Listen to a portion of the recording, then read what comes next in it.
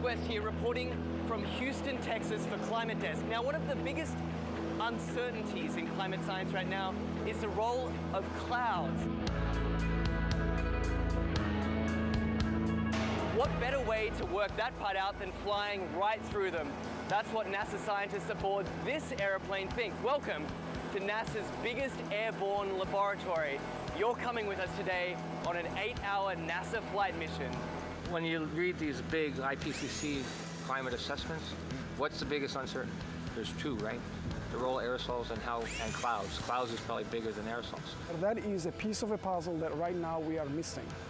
You can't get the models right if you don't understand the chemistry and the process. Now we're being told we've got to get on. The doors are about to shut, so let's go aboard.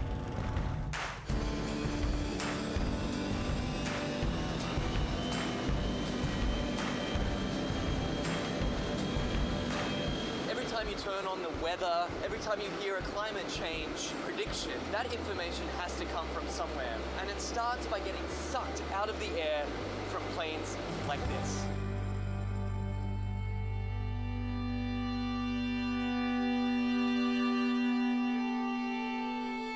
So this mission is to particularly try to understand the emissions from the surface, so mostly biogenic emissions, so from trees and other plants. Right now we're flying to our very first part of this experiment on the DC-8. Over Arkansas, there's a particularly pungent bouquet of emissions that scientists are interested in measuring. Well, these emissions lead to both aerosols and to molecules that both destroy and create ozone. So these are very important things to understand for climate studies. How it will manifest itself, it will be in more accurate and more reliable predictions. So what we're doing is taking a series of flyovers, each at a different level of the atmosphere, scooping up those emissions, testing them, and hopefully scientists are going to see exactly what's in this column of air all the way up. The data that we collect in one flight can keep busy 60 scientists and students for 3 years, 4 years. We're still studying data from data collected 20 years ago. In fact, this particular mission today is its most heavily equipped in its nearly 30 years of service. Each one of these consoles here is a specially equipped scientific instrument designed to collect all sorts of different data in real time. And this instrument here tracks the sun.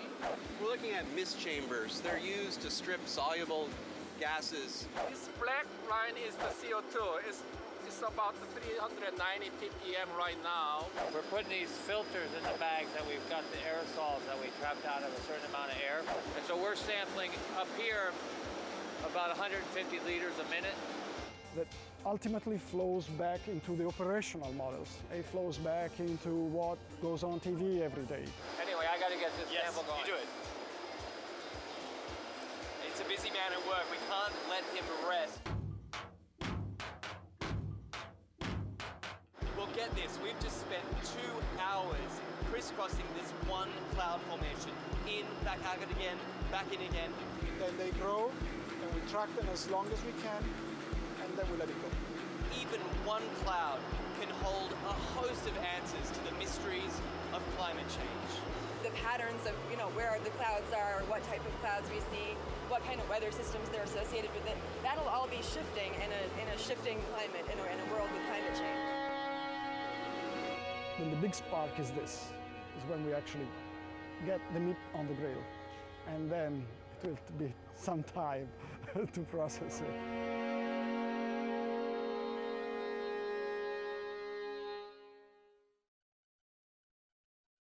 What the frack?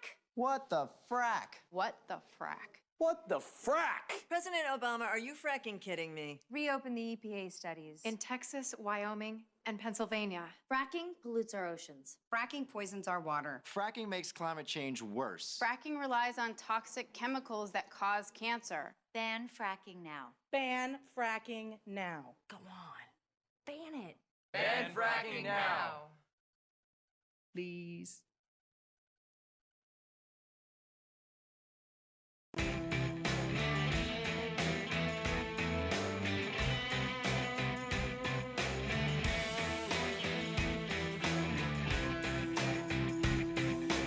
What do you say, friends and neighbors? Happy Monday. Can you believe it? Here we are, the 2nd of November, 2015, the Bill Press Show. Great to see you. We are here in our nation's capital, and they're with you on Free Speech TV and worldwide on TawkrTV, our video stream, youtube.com, /Talker, TWKR-TV. Ground troops in Syria. Oh, yeah, never going to happen, right? Wrong. It is happening. White House announcing at the end of last week that ground troops are on their way. Just 50 of them to begin with, but, you know, there will soon be a lot more on their way into Syria to assist local forces in fighting ISIS. The White House insists that they're not combat troops, but if they are in combat with other forces from other countries, they are combat troops. So are our pilots who are flying bombing missions every day. The bottom line is the war in Afghanistan has been extended. The war in Iraq has been renewed, and we are now in a third war in Syria, none of them declared, of course. Meanwhile, mutiny in the Republican ranks over the campaign primary debates. Republican candidates are demanding to take back control over the debates from the Republican National Committee. They want to pick the moderators themselves, and they also, Ted Cruz at least says, if you have to vote, you can't be a debate moderator unless you have voted in a Republican primary, which is just total nonsense. You know, come on. If they can't stand up to Anderson Cooper, how are they ever going to be able to stand up to Vladimir Putin? And yes, the Kansas City Royals, in 4-1, win the World Series over the New York Mets. 12 innings last night's game. That's it. Give us a call to talk about all the news of the day at 866-55-PRESS. This is the Bill Press Show.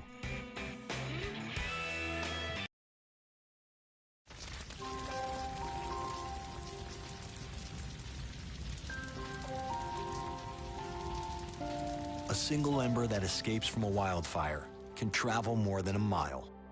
That single ember can ignite and destroy your home or even your community.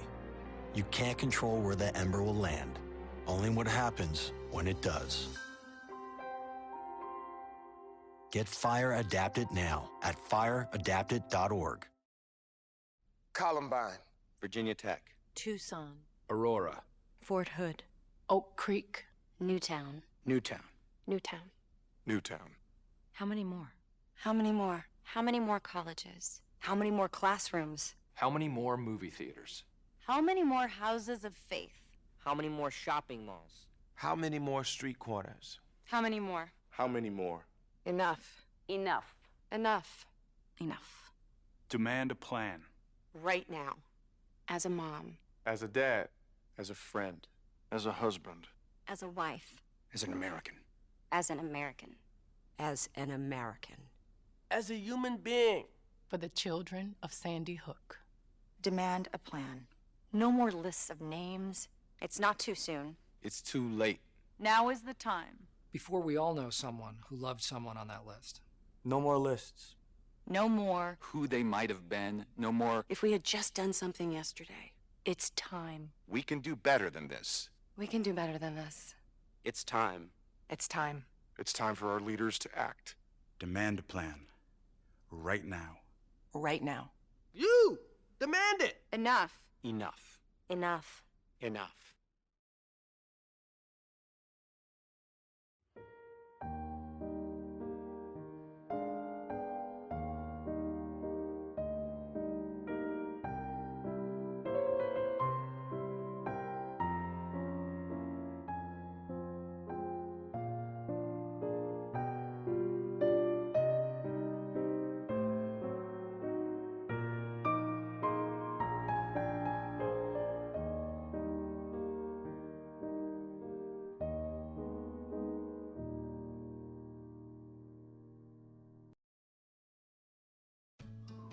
You wouldn't let money just blow out of your house.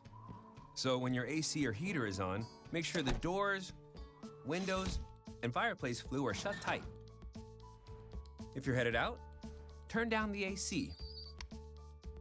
Or lower the heat by 10 degrees.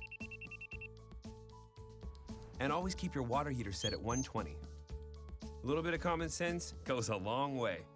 Get more great tips at energysaver.gov. So, I'm kind of new here, but I've noticed a trend. My human does this funny thing where she goes around and gets all my toys, and then she hides them in that basket by the door. You know, but it's always the same basket, and it's always in the same place. And then she acts so surprised when I find them, but, you know, she's putting them in the same basket. Again. It's like, hello? That's where you put it last time. You were the worst at hide and go seek.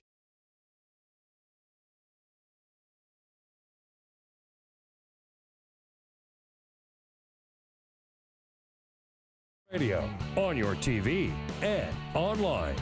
This is the Bill Press Show. The world champions, the Kansas City Royals, they do it in 4-1. Send the Mets packing on their home field. Hello, everybody. Took them 12 innings, but they did it. Congratulations. Here we go. And welcome to the Bill Press Show on this Monday, November 2nd. November? Already there, huh? Goodness. Yeah, I thought I got it wrong. No, you got it right. I just can't believe it's November already. I know. Holy cow. Yep, here we are. I'm telling you, 2015 is over. Pretty soon it'll be January 2016. At any rate, great to see you today. Hope you had a good weekend and a happy Halloween. Gave out lots of candy. I didn't. Hope you did. Tell you all about that. We welcome you to the program this Monday morning and look forward to covering the news with you and talking to you about what's going on here in Washington, D.C., where, of course, we have a new speaker and where the White House made a big announcement on Friday that we are sending ground troops to Syria, yes, which, of course, we were promised, would never happen. And meanwhile, here in the Washington area, just across the river yesterday, last night, Republican candidates, the representatives of Republican candidates got together, campaign staffers from all the different campaigns got together to try to take control of the Republican debates and get it out of the hands of the Republican National Committee. Mutiny on the bounty among the Republican candidates. Lots to talk about today. We look forward to hearing from you at 866-55-PRESS. That's our toll-free number. Or you can send us your comments on Twitter at BP Show and on Facebook at facebook.com/Bill Press Show with Peter Ogburn and Jamie Benson along for the ride today. Happy Monday. Hey, Ray Rogers. Happy Monday. Ray Rogers here. Keep her busy on the phones, 866-55-PRESS. We will keep Cyprian Bolding busy on the video cam, and thank him for being on the job as well today. Yeah, I have to tell you, so Halloween, I always tell you what Carol's count is. Yes, she keeps the clicker. She keeps the clicker, and usually it's well over 100, because this is residential neighborhood. Prime territory. And there's the Eastern Market here, and the Eastern Market has a big free Halloween party for kids. So people come from all over the city and outside the city to the Eastern Market, and then they just roam the neighborhood like little vacuum cleaners, cleaning up whatever they can, sucking up all the candy they can. And since we live so close to the Eastern Market, we get, we're right full bore. Ground zero, man. Yeah. But Carol was out of town this weekend, and I said, damn, I'm going to stay home and hand out candy. So I got out of Dodge. Not out of Dodge, but out of the house. Good for you. Yep, right. Don't mean to be a Grinch or anything. Yeah, right, the Halloween Grinch. Could think of better ways to spend a Saturday night. I actually went to see the movie Truth, which we talked to Mary Mapes on Friday, who, of course, was Dan Rather's producer. The movie is all about the Dan Rather report on 60 Minutes about the fact that George W. Bush went AWOL as a National Guard, not officer, but member of the Texas National Guard. By the way, which he did. They got all, as Mary Mapes told us on Friday, they got all the facts right, but CBS News caved, and that ended up with her getting fired and Dan Rather having to resign. So Anyhow, I enjoyed the movie. Go out and see it. Truth. Very, very powerful. Kate Blanchett is phenomenal, really. And a little Halloween action. You know, people can't help but play little tricks on other people around Halloween, as we discovered on ESPN. I don't know if it was this Friday or Saturday, I guess, was Halloween. Kirk Herbstreit was reporting on college football when his co-anchor came up with a few zombies to see if he could scare him. Well, it worked. Looked like Notre Dame was just maybe going to...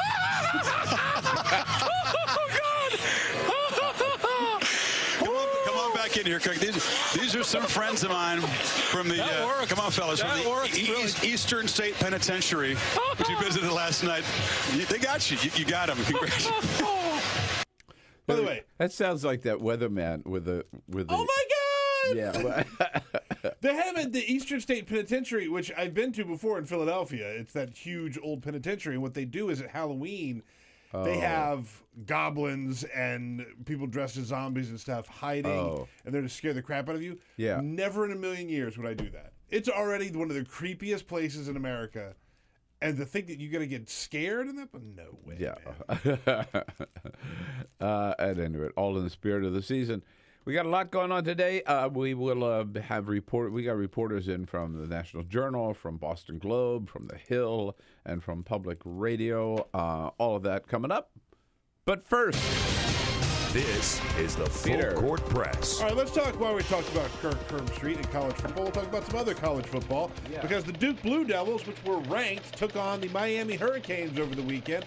Miami's been having a rough season. They just lost their head football coach. They fired him last week. So here they are. They got a chance to take on ranked Duke, and they won in one of the wildest college football finishes I have ever seen in my entire life. It ended Miami got the ball and lateraled it 8 times to run it back in. Well, here's the thing. But the refs got... Well, it looked like there were some problems. The refs reviewed the play.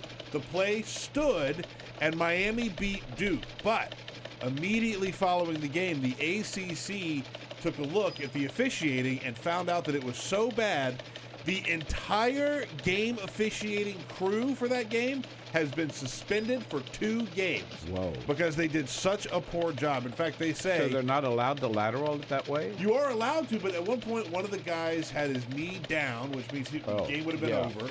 So he had his knee down when he lateraled.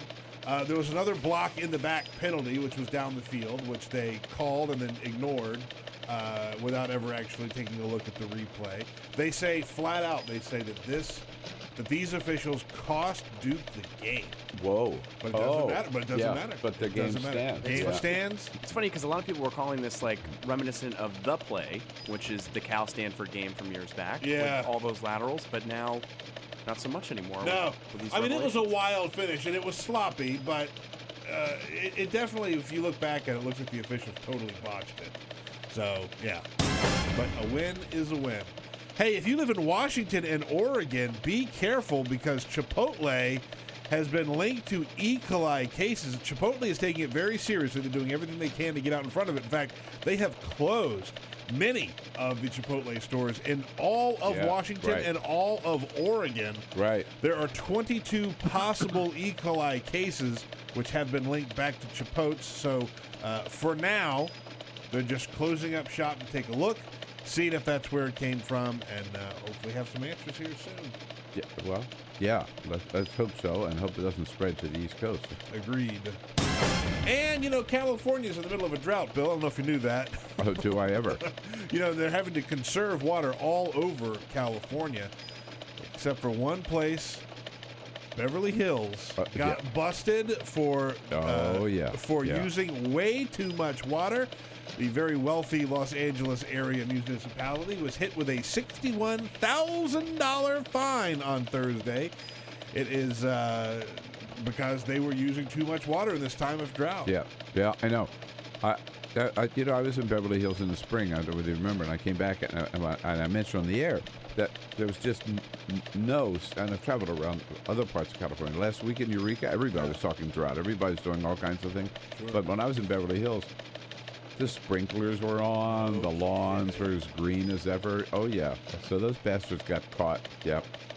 Yeah. I'm glad they did. Right. $61,000 fine. By the way, so in restaurants in California now, it's I don't know whether it's illegal, but you can't. The wait staff will not offer you a glass of water. Yeah, I saw. Yeah, you have to ask for it. If You have want to ask for it. Yeah. And they said, first in Eureka, the server said, what you do is the water glasses are upside down.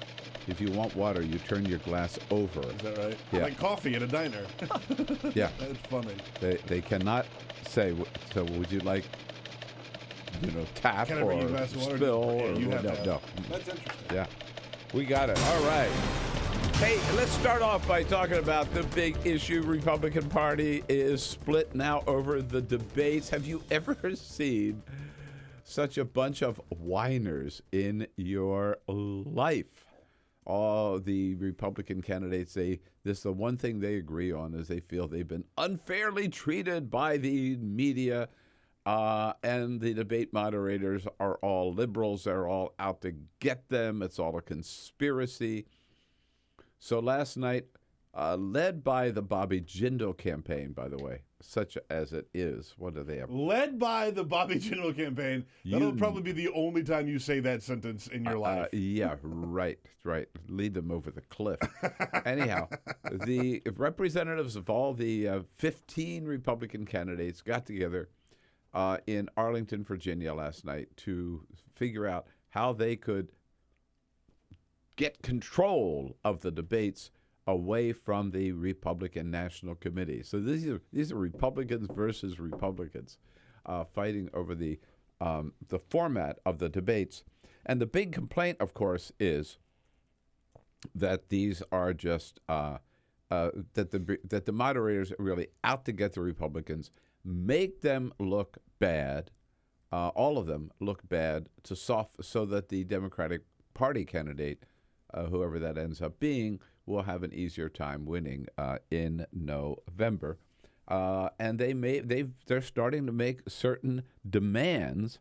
One is that they pick the moderators. The candidates, pick the moderators. Imagine. I mean, no freaking way. Another demand is Ted Cruz. Well, let's listen to him. First of all, here's Ted Cruz with the most outrageous demand of all. How about if we say from now on, if you have never voted in a Republican primary in your life, you don't get to moderate a Republican primary debate. Screw you. Now we do have a secret ballot, right? I thought, but at any rate, all right. So, but people will usually tell you if they vote Democrat or Republican, but members of the media don't. A lot of them don't even vote. A lot of them don't. I know my colleagues, many of my colleagues in the White House briefing room do not vote because they just don't feel that they want to take sides. Yeah. That interferes with their doing their job. So you have to say, yes, I voted in the Republican primary, and here is my proof, right? Now, imagine what kind of questions you're going to get from those reporters, or if they were moderators, right? Again, Ted Cruz says it's all part of a conspiracy to make us look bad. What you wouldn't have is a bunch of left-wing operatives whose object is that whoever the Republican nominee is, they want him as battered and bruised as possible, so the Democrats wins in November. Yeah, no, he just doesn't understand how it works. I mean, these report, and I'll be the first one to admit that I think some of the question, and I said that, like I was critical of the CNN debate, I was critical of the Fox debate, some of the questions, and certainly critical of the CNBC debate. Some of the questions were not, I think, were not fair questions. They were kind of gotcha questions. But overall, it's the reporter's job to ask tough questions. And if these guys can't handle a tough question from Anderson Cooper or Wolf Blitzer or whomever, how are they going to stand up to Vladimir Putin? Yeah. Right? They really come across as a bunch of crybabies. And that's been, most of the criticism has been led by Ted Cruz, whom we just heard from, And also Ben Carson, who even suggested, cancel all debates. Let's just have people mail out their statements, right, or put them up online, their statements, and that's all we need to know. Otherwise, Ben Carson says it's just gotcha. What it's turned into is a gotcha.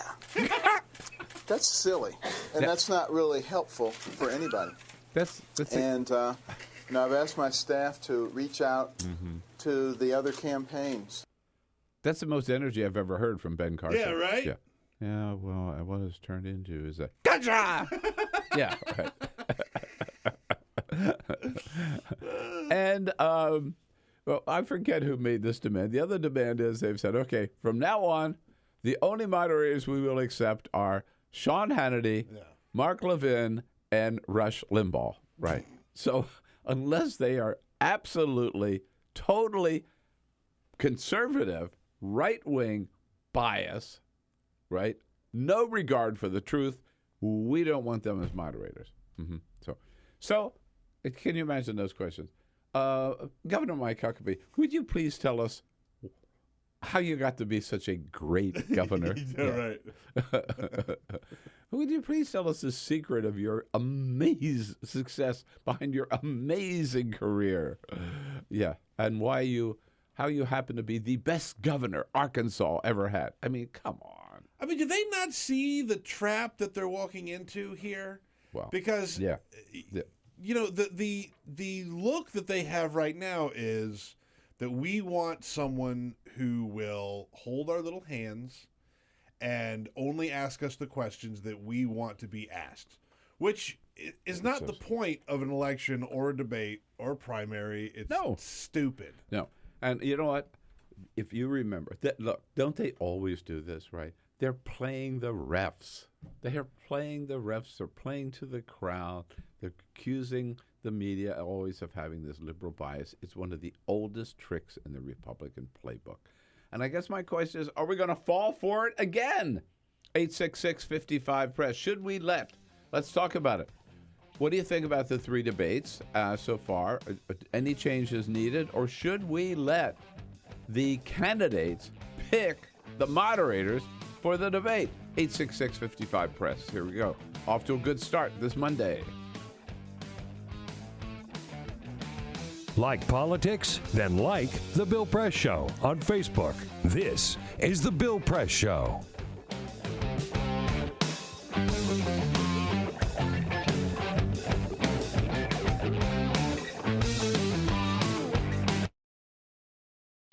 This is my computer. This is your computer. Let's go on the internet. Let's go. Click it. Yes. Okay. I cursor in between the R and the E. If I see dot, I want you to just push the period. She's gonna love me all over again. That's it. Jamaica, here you go. Here we go. Good job. Thank you. Thank you. And I did it by myself. Feel smarter.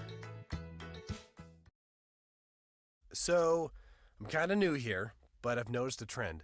My human does this funny thing where she goes around and gets all my toys, and then she hides them in that basket by the door. You know, but it's always the same basket, and it's always in the same place. And then she acts so surprised when I find them, but, you know, she's putting them in the same basket. Again. It's like, hello? That's where you put it last time. You were the worst at hide and go seek.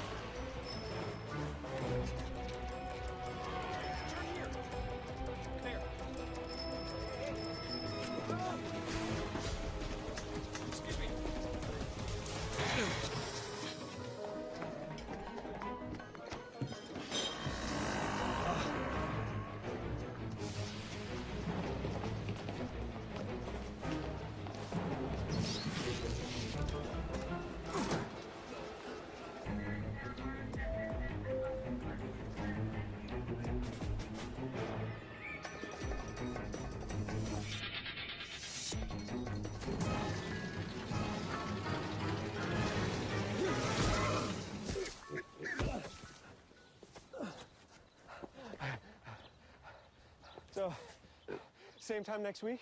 Well, of course. Put away a few bucks, feel like $1 million. For free tips to help you save, go to Feed the Pig.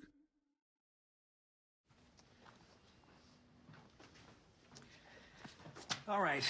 I know this isn't any fun to talk about, but we should. Okay.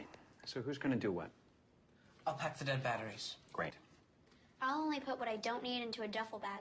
Perfect. That's totally unhelpful. No problem. Meanwhile, I will try to comfort everyone by speaking in a calm voice. And I'll try to get the generator going without any gas. Oh, let's not forget the cell phones, which probably won't work. Right. And who is going to handle supplies? I can forget to do a list for us. Thanks, pal. Well, I think we couldn't be any less prepared. I'm proud of you guys. Talk to your kids about who to call, where to meet, what to pack. Visit ready.gov/kids for tips and information. Hey, thanks for stopping by. You know, I followed your character since the first episode. I'm a big fan. Big fan. Thank you. And listen, your storyline, it makes for incredible TV drama. Thing is, your drug use is very adult content. Too adult for the kids. So I'm gonna have to block you. Oh, man. Yeah. Well, have a good one. You're a nice lady.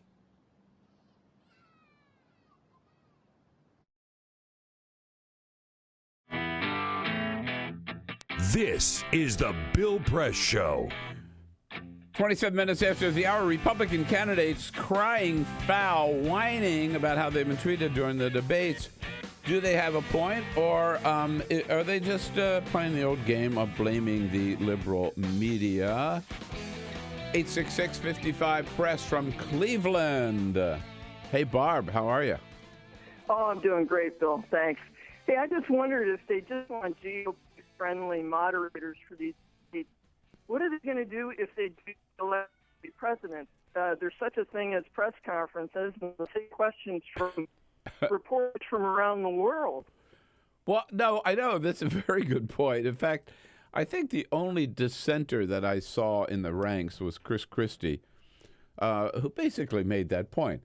I mean, part of the job of running for office, and certainly part of the job of being in office, is being able to handle tough questions. Again, I think the reporters should focus on substance and should try to get us really into the issues. I thought that John Harwood's opening question to Donald Trump about, isn't this just a comic book campaign? I mean, that was just insulting. Yeah. And, you know, that was not good journalism at all. But yeah, you're right, Barb. They got a lot tougher questions coming up than they're getting in those debates. This is the Bill Press Show. Officer, were you the one who arrested me? Gonna shake my hand?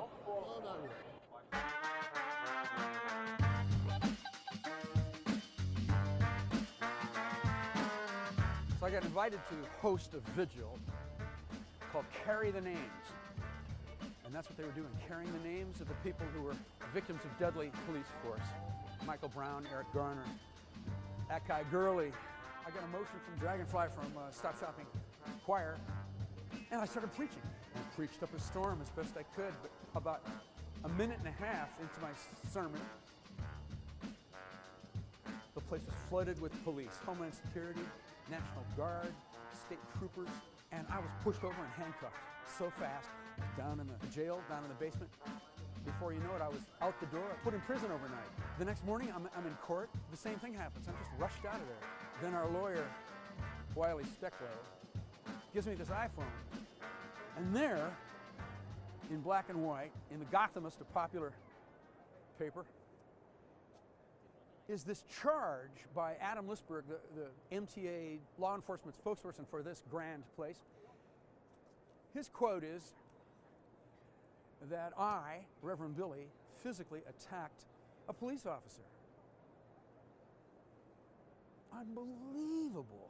The feeling of being robbed of my work and life and identity, just the fiction. I did not touch anybody. I did not look. I know how to do this. I'm trained in nonviolence. I did not do anything. It was right here. It was right here. It happened right here. I was simply arrested while I was speaking and taken away, and that's it. The cold feeling in my city, the city that I love, that city spokespersons whose salary I pay for with my taxes, that they would say this. I can just feel the rending apart of the community, that we are not that close. We're not. They are willing to say this, and they think that they can just say anything about anybody and get away with it.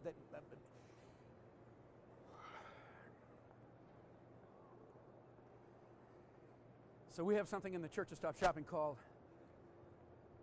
radical forgiveness. Amen? I forgive the police. We gotta love them too. Cops and bankers love their mothers, but I'll stay radical. Mothers love their brothers. We gotta love them too. But we'll wake up every morning forgiving each other, reaching out, touching, telling stories, having humor, being in a community together, sharing our children, sharing the streets, sharing the climate, being in the city together.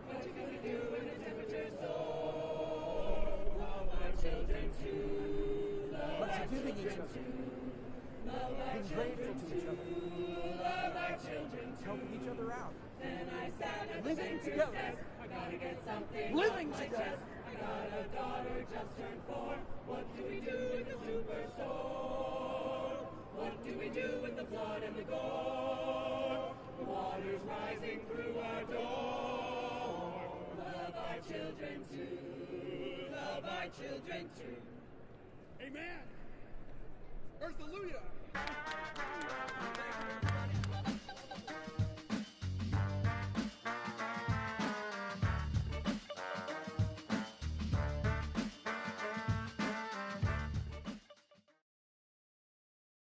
The average text takes your eyes off the road for nearly 5 seconds. At highway speeds, that's enough time to travel the length of a football field. Stop the texts, stop the wrecks.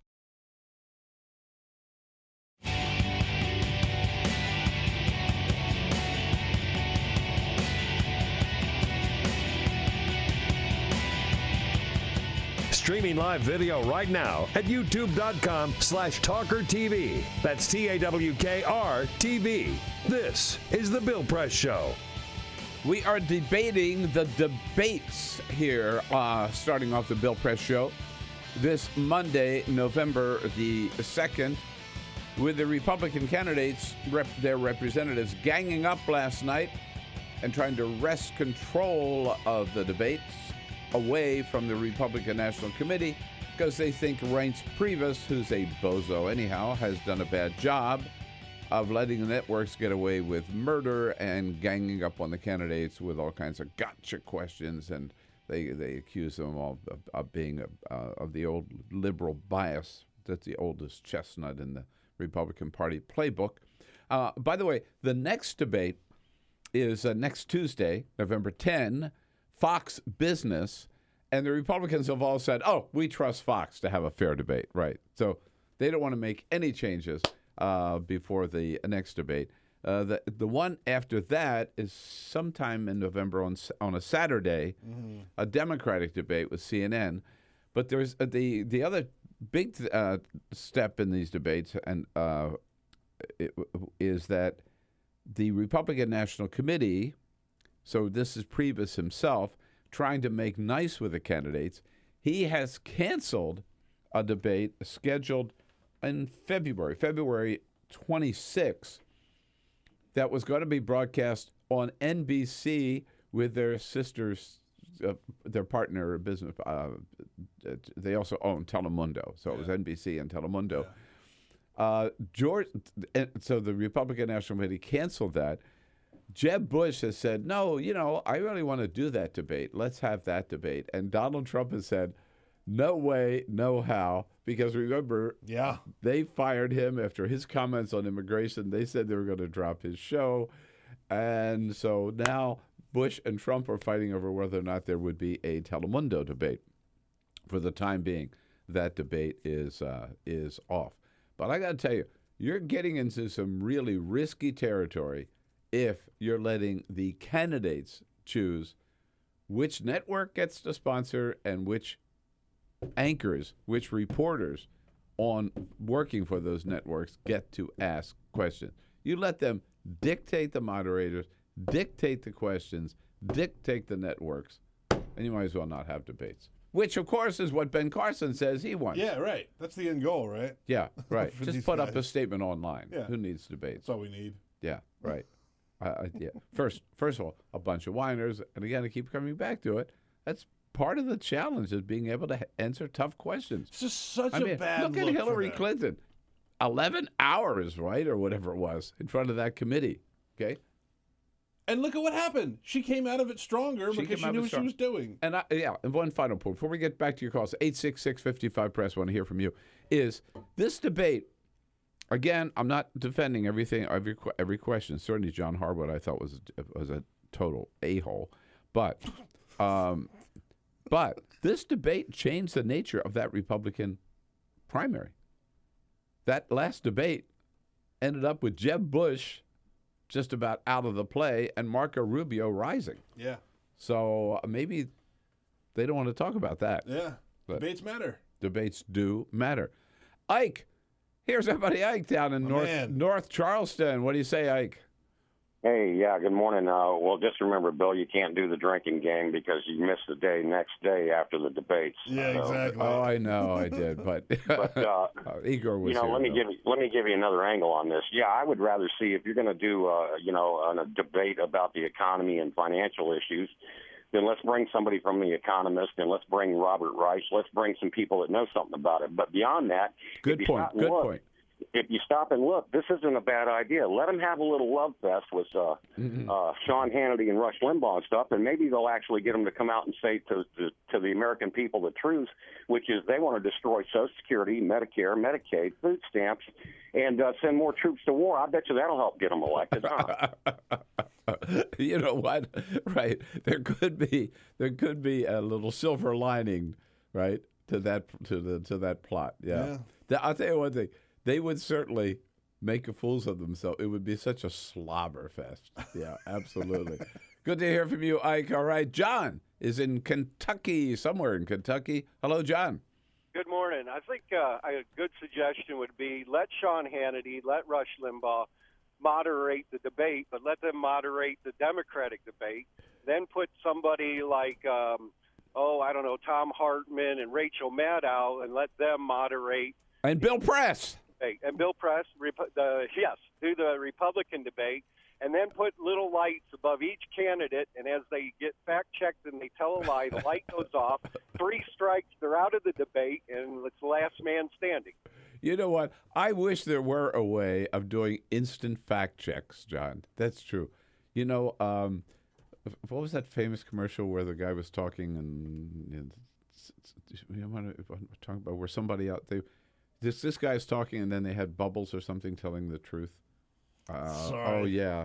I'm sorry. At any rate, drawing a blank. That would be great for these debates. Have little lights over their head, right, where they would go off. Wrong. Yeah, right. Yeah. Right. Not true. But you know, again, I mean, I come back to. I got tired, I must admit, of seeing him moderate so many debates. But Jim Lair was a class act. Yeah. You know, he asked good, tough questions. And there's a line between the gotcha questions and the softball questions, right? Right. Yeah. And Lair's right in the middle. Yeah. You know? No, you ask good, tough questions with good follow-ups. I thought Brian Williams did a great job in the debates that he moderated. Yeah. You know, go right to the heart of the issue and then follow up and nail them and make sure that and give them a chance to answer. And you don't have to. A good rule going into these is the moderator should not be the story. Mm-hmm. The story should be the candidates.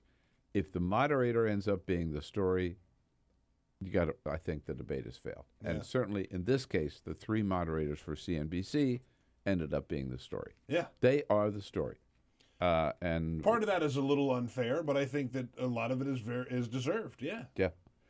Particularly with John Harwood. Anita out in San Antonio. I know, I'm on his case today. I know. But, yeah. By the way, and the idea that he's some flaming liberal? That's crazy. It's crazy. I mean, I know him. I don't know him that well, but I got to tell you one thing. Yeah. Yeah. I'm not sure he's on our team. Anita down in San Antonio. What do you say, Anita? Hey, Anita, how about those Spurs? Who'd they beat yesterday? Oh, I don't know. I didn't see the game yesterday. They put on a clinic against those Boston Celtics yesterday. How about that? It wasn't that important of a game. Go Spurs. Well, yeah. As the season goes on, I'll get more into it. Right now, the Cowboys have been playing, so. There you go. And losing. Yeah, and losing. Yes, unfortunately.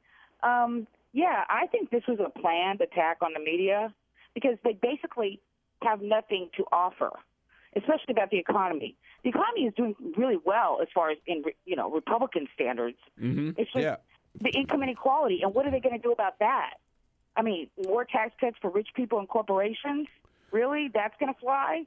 Well, you're right. You're right, Anita, in that this is, again, an old tactic. I mentioned a little bit earlier, even when we were talking before the show, we got underway with the show this morning.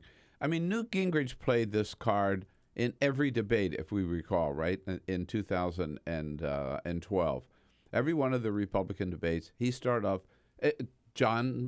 first was John King, attacking the media. He did such a good job attacking the media that CNN gave him a job afterwards, right?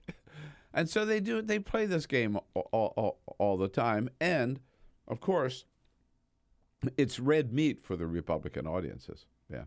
Totally. Yeah. Totally. But at the same time, I wonder how far it's going to take these guys, right? Like, it only took Newt to a career, but politically it didn't take him that far. At some point, people want to hear them answer the hard questions. Right. Instead of dodging them. Right. One more before we move on. Rick from Aurora, Illinois. Rick, what do you think? What's the answer here?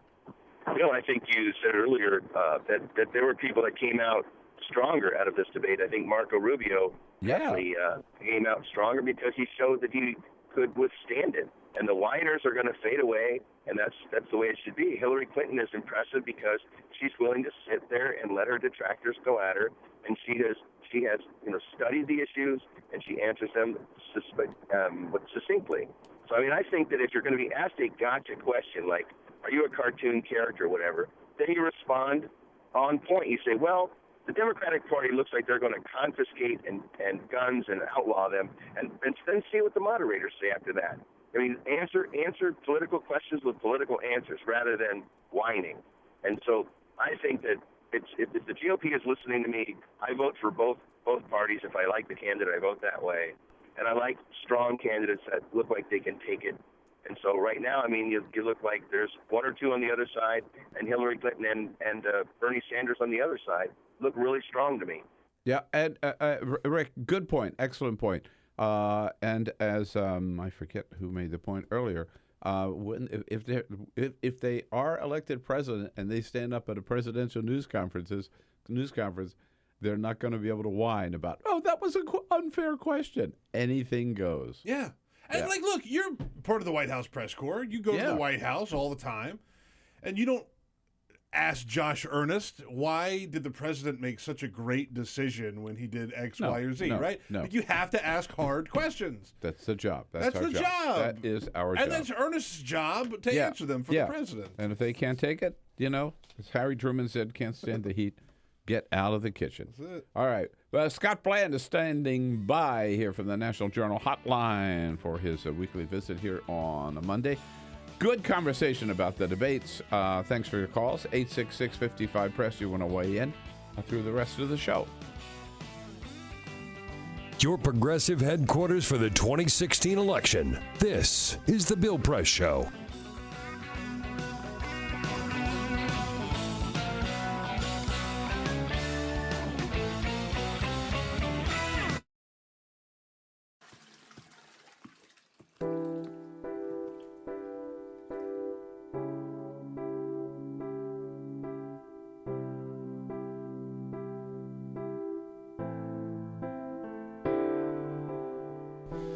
I am your toilet, so how do you do? I take away your wee and the odd number 2. For a quiet moment, I'll always be there, bringing you troubles. You don't even have to care. Oh, think about the things you put me through. Things you put me through that have been through you. Stuff from your body I'll happily take. Liquid or solid, whatever you make. When you think of all the things that I do, it's time to say thanks to your Lou. If I wasn't there anymore, you can only imagine disaster. I am a lifesaver, and that is not a lie. Where I don't exist, thousands die. So next time you have to do a poo or a wee, thank the sanitary saints that you have me. When you think of all the things that I do, it's time to say thanks to your Lou. La la la la la la la la la la. La la la la la la. La la la la la. It's time to say thank you to your Lou.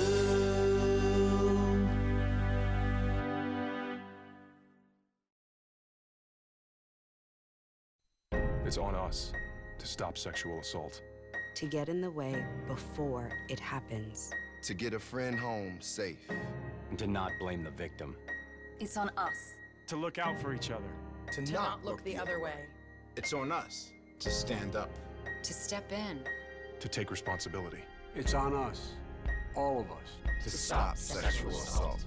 Learn how and take the pledge at itsonus.org.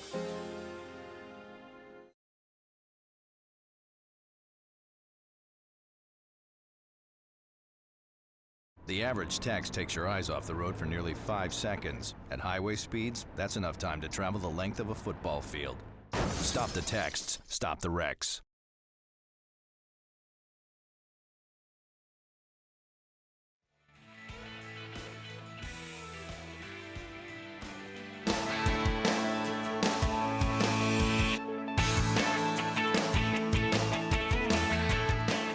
The most valuable morning radio show, according to The Nation magazine. This is The Bill Press Show. Here we go. We got 12 minutes to go before the top of the hour here on a Monday, November 2nd.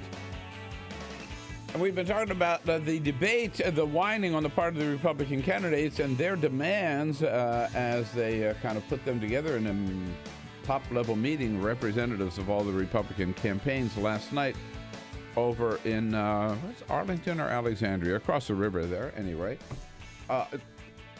Will it make any difference? Should they be able to pick the moderators, or even go so far as Ted Cruz suggesting that unless you have voted in a Republican primary, you have no right to moderate a Republican primary debate? Who's in charge here?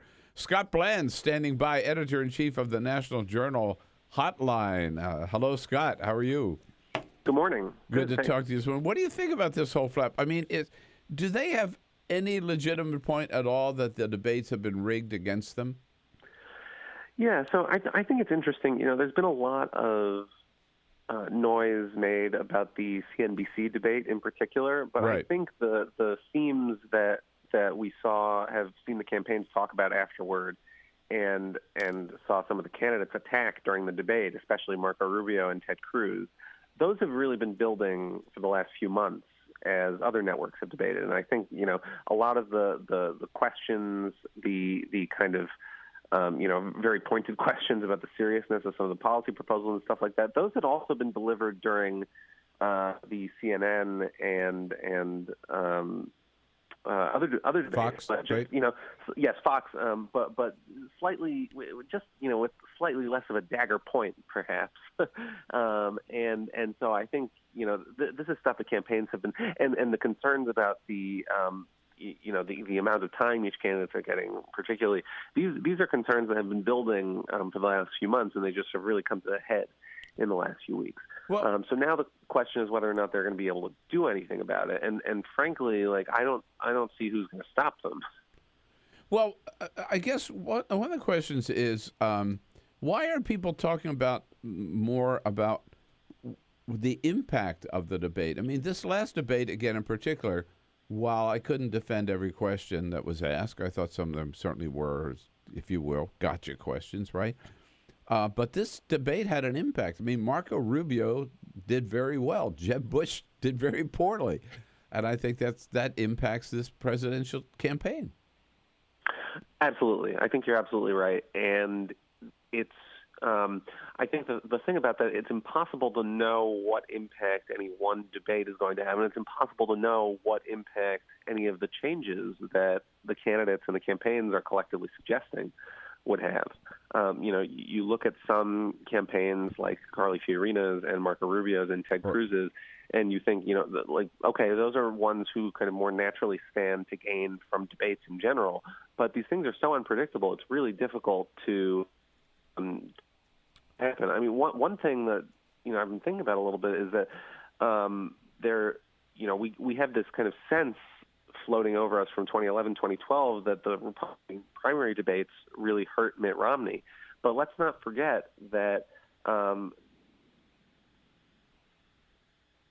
in competitors in 2011, Tim Pawlenty and Rick Perry, before as those kind of that large number of early debates was really getting going, he used those debates to kind of get a leg up on those guys.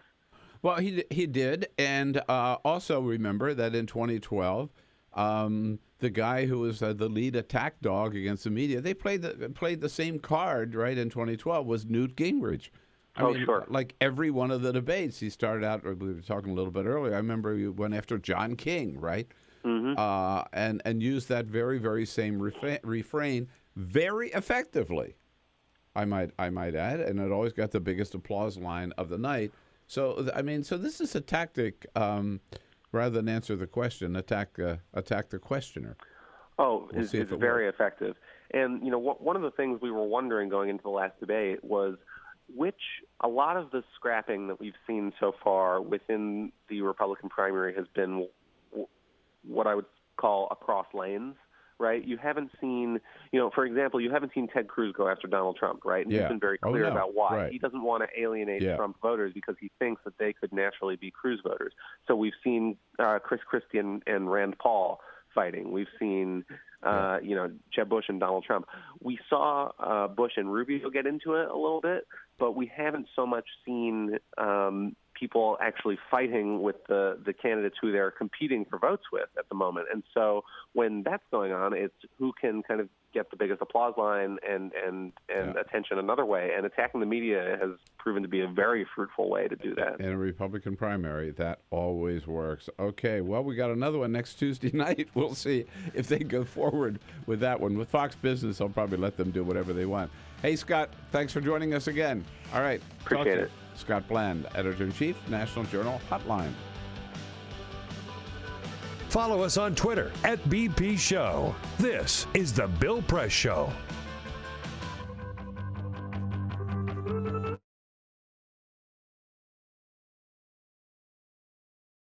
We came here to Foster City, where we're going to watch UC Berkeley, a University of California SWAT team, do a hostage rescue scenario.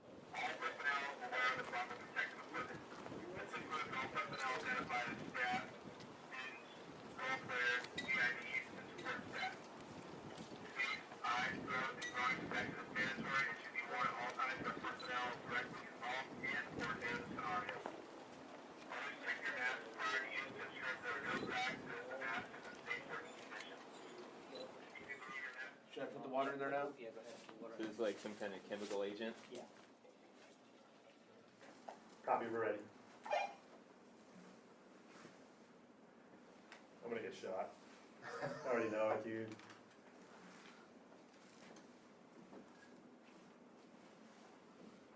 Fiend's yelling at me. Help me.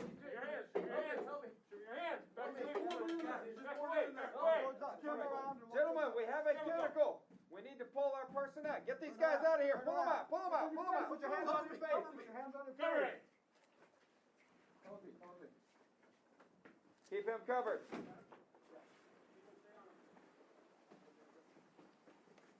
Your head up. He's got a shotgun back there.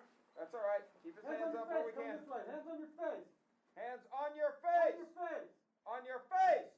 Someone cover me. I got a holster up, bro. Okay, pull him around the corner. Pick him up. Get him out of the building. Quickly. We've got this. Let's get that guy out of there. You, come towards us. Keep your hands on your face. Turn around. Face away from us. Back towards us. Quickly. Back up towards me. Quickly, quickly, quickly. Pull him out of the room. We're exfilling, Billy. Yes, we are exfilling. It was actually around 92, 94. There was an attack on the chancellor at his residence, which is on campus.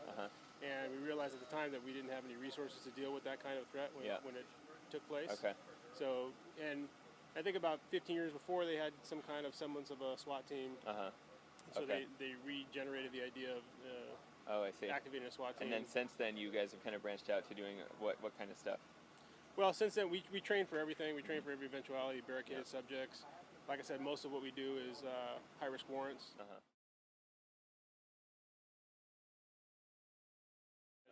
And it's something like it could be like a mugging kind of thing, just like on the street. Depends. I mean, like a mugging, but if it's armed, particularly. Right, an armed mugging. Yeah. Right. Exactly. Okay. And then obviously we're looking for training for anything else. That we might be faced with, and that's what's great about Urban Shield is we couldn't duplicate this on our own.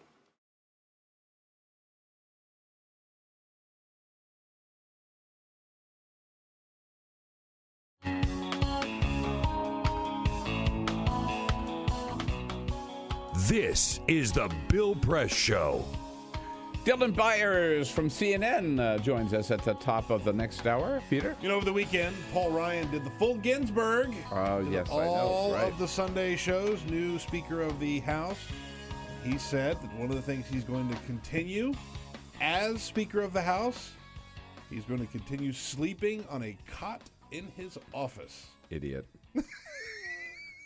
I mean, come on. You know, John Boehner at least had a little house down the road, right? You know, and on the hill here. And I mean, these people that think they win any points, that we should be impressed because they sleep. I don't want to walk in anybody's office and have it smell like socks and underwear. I mean, we do pay them. We pay them a lot of money. A lot of money. Find a place to rent, for crying out loud. Damn right. You know, I mean, get an Animal House kind of place, you know, with some other members. Doesn't have to be his own, but come on. Yeah. I mean, it's unfair to the staff to have them walking around in their tidy whities in the morning when they walk in. This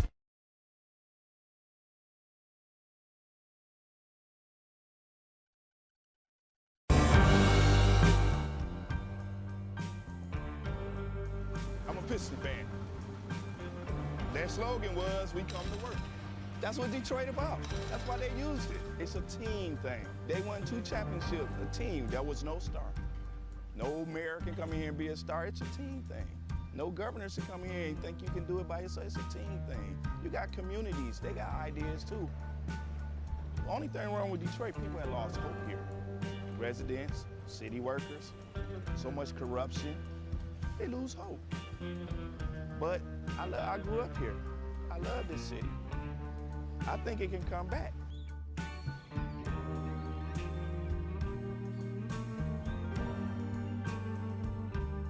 I've been working for the city 24 and a half years. Within the last 10 years, we took 4 pay cuts, and then an additional 10% wage cut. I've lost a home. When you take all of the decisions out of the city of Detroit, all of us, then what do you have? Exactly what we got. A lot of problems. Every time the city seems to fall into a problem, it's always on the backs of us workers. You wake up out of a dead sleep and you jump behind the wheel and take off driving and try to get everybody there safe, not knowing really what you're pulling up to. I'm not eligible for Social Security, so the pension is my sole salary at this point. We've been in business here 39 years. We've seen A lot of changes in Detroit. The area was a lot of industry, a lot of city workers. It's getting very tough for the city workers. It's getting tough for us as a business people. Response times are increasing because of the closing of companies, which takes your insurance rate through the roof. So all the things that affect us affect the citizens. I worked for the city in different capacities for 29 years. I feel like an old jacket. They use me up and they throw me away. In my condition, nobody's gonna hire me. I'm 68 years old. Half the times, I can't get my blood pressure medicine. It's either feeding myself, blood pressure, or paying bills. $754. By the time they take all the deductions for I have my car insurance, my house insurance, and my health insurance taken out. So the time they take all that, I'll get about $300 after they take all that out. I don't understand it. I can't see how the governor is allowing this to happen and what they're doing to and they want to blame it all on the seniors. Not only the seniors, but the city workers. And we worked hard. I know I worked hard. I've been in Detroit since 1946. I was 14 years old when I came in. I don't live large at all. I wish I could. I don't know when the last time I've been shopping. I only get $1,100, and I'm 81 years old, and I need every penny that I can get and that I do get. And I'm very, very upset about the idea of them taking away my pensions that I worked 30 years for. I think it's terrible that they talk about Detroit like they do, because Detroit has been very good to me. I have a lot of city workers coming in with their uniforms on, Detroit Water Department, Police Department, Fire Department. I get a lot of people, the Border Patrol come in. So if I lose that customer base, I'm going to be in a position where I might have to close down. If they take away their pensions, if they start cutting jobs, it's going to cut into a large percentage of not only our business, but other businesses that are in the city of Detroit. We're here. We've been here for 26 years. We're still trying to do business in the city. Detroiters are survivors.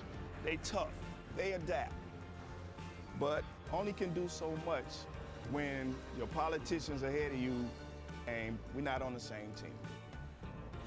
We're not gonna let Detroit be erased, bulldozed to where we're gonna fight to the bitter end. Detroit gonna survive.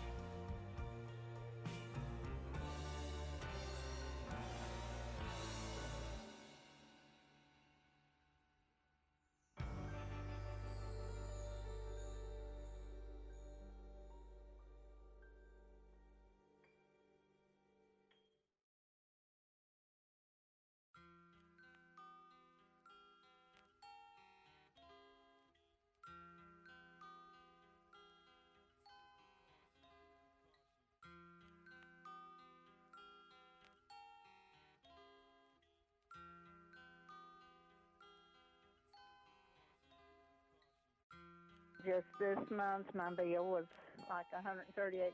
Even at one phone call a week cost me $40 to $50 every month.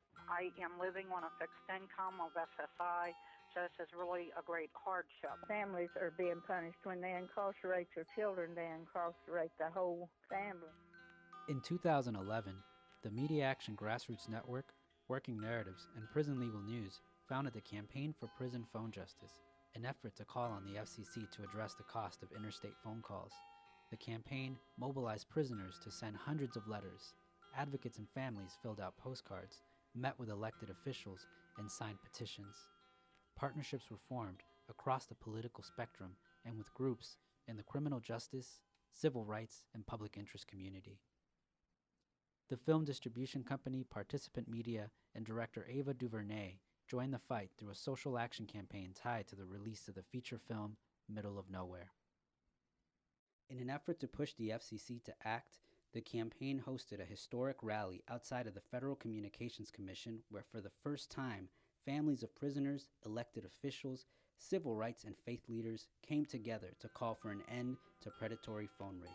We're all held captive when predatory phone companies gouge our families. My son has been incarcerated now for over 10 years, and my husband estimates that in the time we spent over $25,000 on prison phone calls. My hero's not yours. You probably arrested them. Your schools probably neglected them. They spawn thoughts, you probably infected them. Feed us what you feed us, you can lay us next to them. FBI call it major crimes. Babies making babies cry.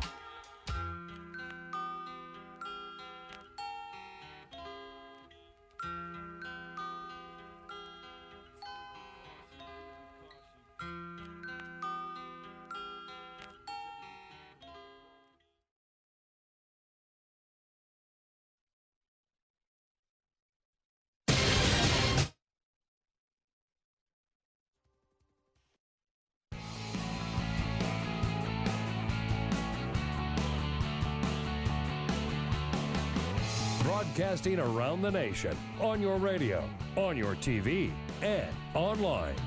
This is The Bill Press Show. Ground troops in Syria. No, it'll never happen, said the president until last Friday, and now they're on their way. American ground troops in Syria. Oh, my God. Hey, hello, everybody. What do you say? It's Monday, November 2nd. Good to see you today. Thank you for joining us here on The Bill Press Show. We are here in our nation's capital, in our studio on Capitol Hill, reaching out to you coast to coast, everywhere in this great land of ours, on your local progressive talk radio station and on Free Speech TV. Good to see you today. Thank you for being with us. We got the entire team in place. Peter Ogburn and Jamie Benson. Hello, Bill. Yes, indeed. there. Ray Rogers, we're here. Button in there, bud? Ready.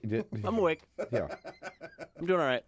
You know, it's a little I mean, you got an extra hour of sleep this weekend and everything. Yeah, right. And Exactly. you're still messing up. Ray Rogers here, ready to take your calls. Never makes a mistake, Ray No. Rogers. No. 866-55-PRESS is the toll-free number. And Cyprian Balding, our videographer, on the job. He doesn't make any mistakes either. It's I've just never seen it happen. Jamie's the only one that screws up every way to go, once in a while. Jamie. Mistake Yeah, king. how about it? Mm-hmm. I know why. Probably because it was up so late last night watching the World Series game. They did it. They came back. I thought for sure the Mets were going to win that their second game. So did everybody else, I think, until the 9th inning. It dragged on to the 12th inning, and here was the final call. And now the 1-2 on the way, and it is strike three called inside corner, and the Kansas City Royals have won the World Series. First time for them in about 30 years. 30 years? Wow. Yeah, although Cyprian pointed out the last time that the Royals won the World Series, the next year it was won by the New York Mets. Which doesn't mean anything. Doesn't mean anything. But No, here's an interesting statistic about this World Series. The Mets led in every single game that the Royals won. In other words, the Royals at some point in every game that they won were losing. After the 7th inning, from the 7th inning forward, in all the games that the Royals won, they outscored the Mets 15 runs to 1. Wow. Yeah. So they knew how to finish strong. That's for sure. By the way, which is all that counts. It's all that matters. Yeah, how about that? We got a lot going on here this morning. And remember the days when we had a friend that lived on Capitol Hill, and we used to have to wake him up, literally, give him a wake-up call to get him in here and fill him full of coffee? Well, times have changed. He moved to the West Coast, and now he's up earlier than we are on the West Coast. We're talking, of course, about Dylan Byers, who's a senior reporter, senior reporter for media and politics now with CNN, all the way from Los Angeles. Dylan, how are you? Bill. Yeah. You're never going to forgive me. No. I can't. You're never going to forgive me. I can't forgive you for moving away. We miss you. Yeah. I miss you. Wait, who is this? Is this actually Dylan? I can't believe we actually have him on the line. Guys, I'm here in the bureau in Los Angeles, and it is very dark outside. I know. We saw you early this morning on CNN, so we're proud of you, Dylan. So let's talk about little debate stuff. You've heard all the Republican candidates whining over the last couple of weeks that these are just gotcha questions and the moderators are out to get them and make them look bad. Just purely from a journalistic point of view, do they have a point? Are some of these questions unfair? So here's what I would say, that both sides are true. They do have a point up to a point, which is that there were certainly some questions, and I think more so than even the questions. I mean, the tone of that debate was not. That wasn't the most substantive debate we've seen. We're talking about the last one particularly. Yeah, right? the CNBC debate. Yeah. And there were certainly some questions that that were just like, why are you leading off a debate with these questions? And the handling of how the debate went down over those 2 hours was not great. But by the same token, look, the most notable attack on the media of that night came from Ted Cruz. And it came when he railed against all the terrible questions that the moderators had asked the various candidates. But if you look back at the question that was asked of Ted Cruz that got him going, it was a very legitimate question about the debt ceiling. So, on the one hand, yes, CNBC could have done a better job. On the other hand, part of what's going on here is you have the candidates seeing an opening in attacking the media. That's obviously red meat for their conservative base, and using it to their advantage, either to build up support among that base, or to just not answer the questions that they don't want to answer. So, look, I think CNBC is doing a lot of hand-wringing, and I think they deserve to be. But I also think that, the candidates should sort of, grow up and, you're running for president of the United States. If you can't handle a 2-hour debate that's, Right. not handled perfectly, then come on. Yeah, can't handle John Harwood. How are you going to handle Vladimir Putin? I guess, right? But I just on what the point you made about Ted Cruz, to me, clearly, he had that planned. He was going to do it somewhere along the way. It didn't matter in response to what question, right? And that was his opening. And even though the question, as you said, had nothing to do with it, I think that proves that was a pre-planned attack. Well, it was, but again, look, he cited it's not like they didn't give him fodder that's for true. the attack, They did. right? Because Yes. he cited all of yeah. those questions. But no, look, if you look at Ted Cruz's attack line, if you look at Marco Rubio saying that the Democrats had a super PAC in the mainstream media, Yes, right. and then throughout the course of the debate, it became a thing where if you didn't get in an attack on the media. Look, the only Yes, if you got in an attack on the media during the course of that debate, you can put that in the win column, right? So Chris Christie maybe wasn't having a great debate, and then he thought, hey, I'm going to jump on this anti-media bandwagon, and now, boom, he had some memorable lines that are being played over and over and over on CNN and MSNBC and on your show, and Right. so there you go. All right, so now they're saying we are going to take control. We're going to wrest control of the debates away from the RNC, and we're going to make our own demands. Speaking of Mr. Cruz, I'm sure you heard this one. This was his demand out in Iowa over the weekend. Here we go with Ted Cruz. Jamie, you ready? How about if we say from now on, if you have never voted in a Republican primary in your life, you don't get to moderate a Republican primary debate. It's getting a little silly, isn't it? Yeah, of course. And what's funny is there was a lot of bluster going into the meeting that happened last night between the Republican campaigns about all of these demands that they were going to make. I mean, and some of the demands really would have redefined what it meant to have a debate. I mean, what some of these campaigns wanted, chiefly the Ben Carson campaign, was to really just have a forum, where they could sort of say whatever they wanted to say and then more or less get off stage. And that's just not the way that the process works. It's just not. It's just, if you want to run for president, you sort of have to go through these debates. But again, it's this thing where if you say it and you got a conservative base out there that hates the media already, that's gonna resonate in a big way. Oh yeah, just like Newt Gingrich played that card so well in 2012 against absolutely in every debate. So here's what I find interesting. Clearly, the Republican candidates are all united against the media. Should the media unite now to defend their colleagues, right, their fellow journalists, whether they be CNN or Fox or NBC or CNBC, right? Well, so this is a really great question because in the days after the CNBC debate, I spoke to some people inside of both CNBC and then sort of the larger NBC Universal universe. And what they said is like, look, we know that wasn't done as well as it could have been done. But the way that the media is racing to sort of play all of these criticisms and to beat up on CNBC rather than coming to the defense of CNBC and saying, hey, look, you asked some questions. They weren't all perfect, but you tried to do your job, and you got unfairly beat up on by the candidates, and there hasn't been a lot of that going on. And no, I think that's a worthy point of debate. And again, look, I think CNBC bears some fault. I think the candidates bear some fault. But the version you're hearing now is CNBC screwed up, and the candidates have every right to go after them, and that might be somewhat one-sided. I see a lot of members of the media ducking for cover, right? They're or disassociating themselves from CNBC. Or you have Fox right. Business Network, which is saying, quite literally running advertisements saying CNBC didn't do the debate right, and we're going to do it right. Like, here, you know what I mean?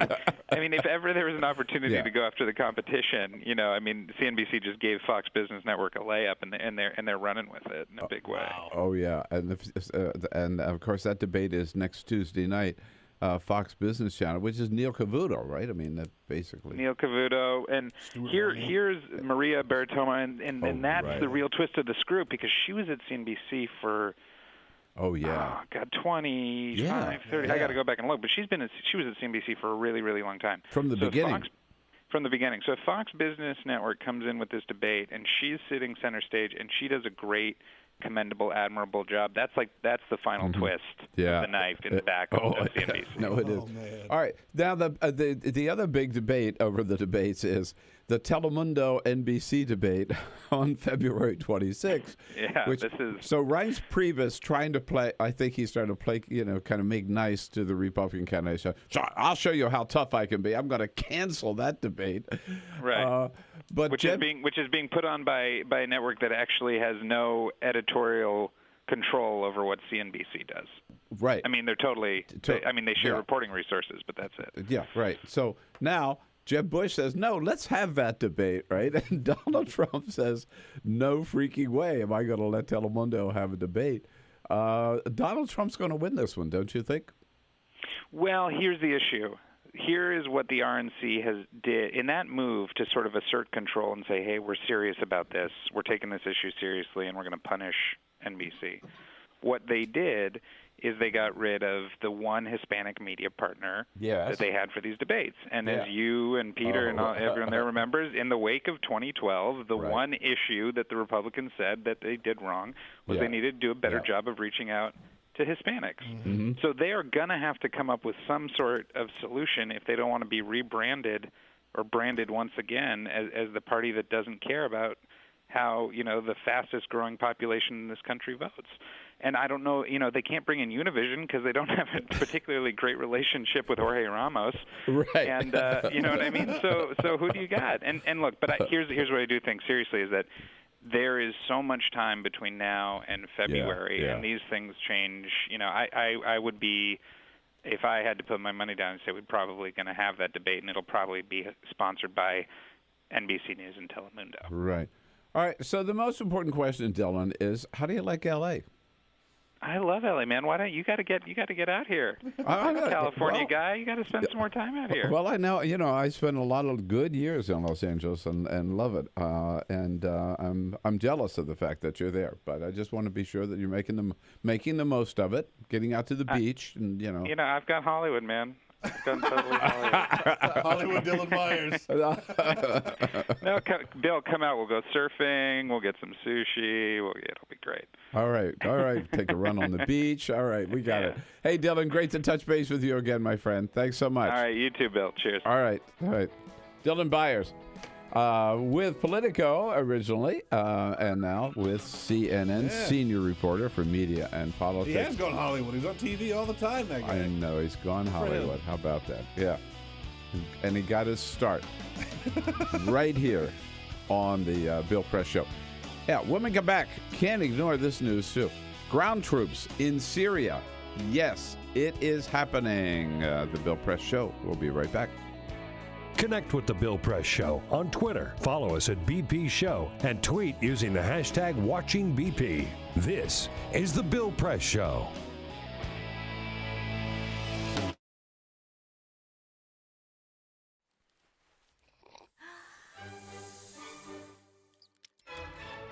When I started learning about nutrition, about which, by the way, much less is known than you might think, I learned that what mattered most about one's health was not necessarily the nutrients, good or bad, that you were consuming or staying away from, or even the calorie counts. But what predicted a healthy diet more than anything else is the fact that it was being cooked by a human being and not a corporation. Corporations cook very differently than people do. They use vast amounts of salt, fat, and sugar, much more than you would ever use in your own cooking. And the reason they do that is those are three incredibly attractive and incredibly cheap ingredients. And when they're layered properly, as in a chip or pastries and forms of junk food, they're incredibly addictive. They really press our buttons. They activate our dopamine network, our cravings.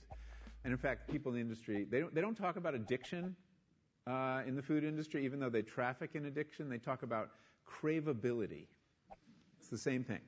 And snackability is another term they use. It's a lovely word. And then the last point about corporate cooking that's important to understand is they cook different stuff than you do at home. What they're good at, in general, they don't cook that well, but things like chips, they cook incredibly well.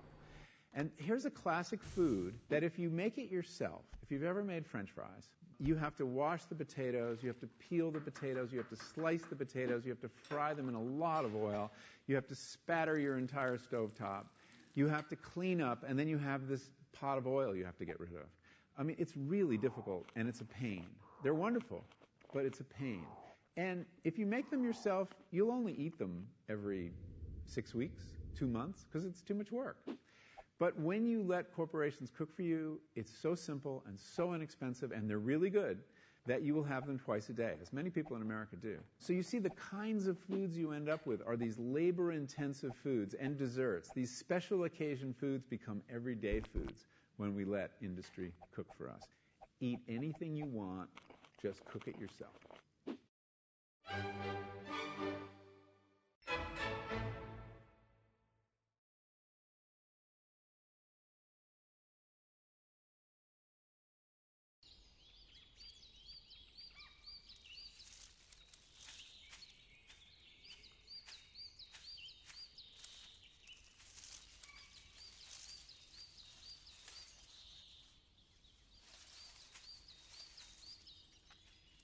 At Earth Justice, we defend the environment in the courtroom. Join our fight. When you take a seat, you take a stand. Earth Justice, because the Earth needs a good lawyer. You wouldn't let money just blow out of your house. So when your AC or heater is on, make sure the doors, windows, and fireplace flue are shut tight. If you're headed out, turn down the AC or lower the heat by 10 degrees. And always keep your water heater set at 120. A little bit of common sense goes a long way. Get more great tips at energysaver.gov. So, I'm kind of new here, but I've noticed a trend. My human does this funny thing where she goes around and gets all my toys, and then she hides them in that basket by the door. You know, but it's always the same basket, and it's always in the same place. And then she acts so surprised when I find them, but, you know, she's putting them in the same basket. Again. It's like, hello? That's where you put it last time. You were the worst at hide and go seek.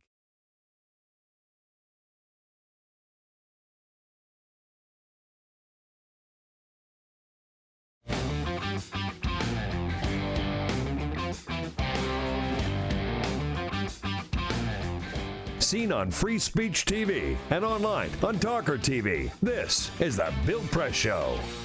24 minutes after the hour, Scott Wong from The Hill joins us at the half hour. So some disturbing news, I thought, from the White House on Friday after our show ended. The White House announcing that the president had authorized sending American ground forces into Syria to help the so-called moderate Syrian rebels and the Kurdish forces in fighting ISIS. This, of course, is something the president, in fact, the Washington Post just did a very good story where they cited 10 different times on which President Obama stood up and said, we're going to combat ISIS, but we're going to do it with airstrikes alone. There will never be any American ground troops in Syria. No way, no how. I'm not going to do it. And you know what? We knew that was going to happen. Yeah. I mean, here it is. Because at the same time, when they started the airstrikes, which was in August 2014, that we were told airstrikes alone would not be enough to defeat ISIS. You need troops on the ground. At first, we were counting on the Iraqi military to do it, then the moderate Syrian rebels, which we were going to train and arm, and that was such a disaster, they canceled that entire program, abandoned it. So, I mean, I just sort of knew that sooner or later ground troops were going to go in. They have only 50 now for the time being, but you know as well as I, that's going to escalate. There'll be more and more and more and more. And the White House now says, no, the president did not break his promise because these are not combat forces. They're just advising others who are the ones who are actually firing the guns. We're just advising them as to where they ought to fire. You know, this gets back to Clinton on what the meaning of is, you know, whether or not he has sex with Monica. I mean, come on. If you have our planes are flying, bombing missions over Syria every day to get ISIS. Those are combat forces. If our troops are on the ground advising others who are in combat, they are combat troops. Let's just be honest. The fact is, we are now at war in Syria against ISIS. It's an undeclared war, just like the war in Iraq. The president recently sent 3,500 soldiers, American troops, back into Iraq to fight ISIS. We've got a war, a resurgence of a war in Iraq, if you want. We have a new war in Syria.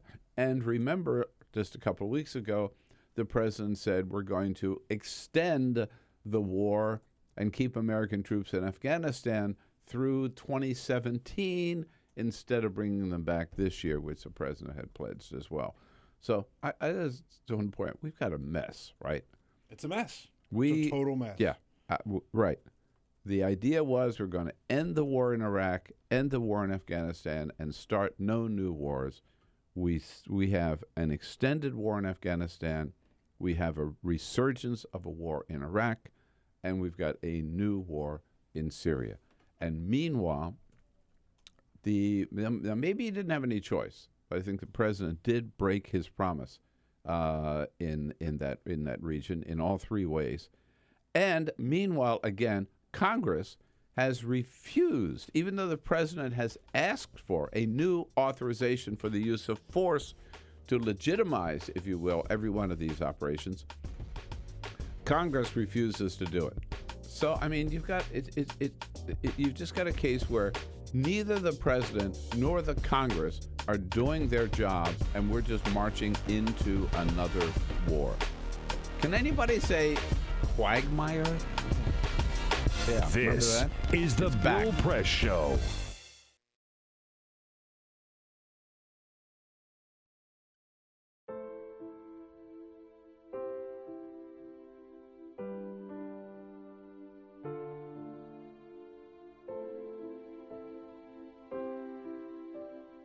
I have run these canyons for 6 million years.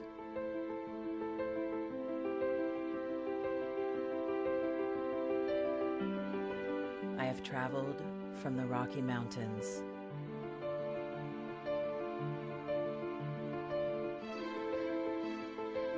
to the deserts, through scorching heat and freezing cold, from the land of the dinosaurs to fields of food.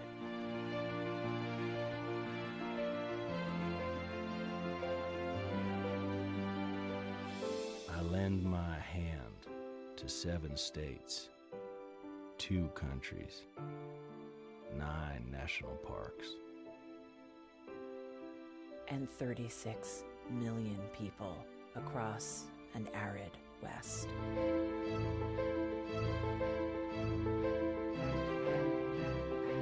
I am not the strongest or the largest, but I am the hardest working.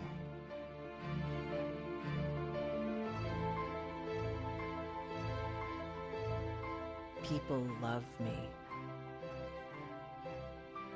My playfulness, My beauty. my power,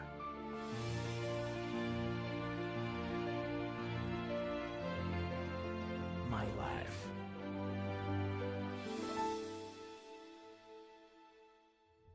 But I don't think I can offer any more. I am tired. I am tired, tapped, and tied. Of the hundreds of major rivers in the world, I am one of the few who no longer kisses the sea.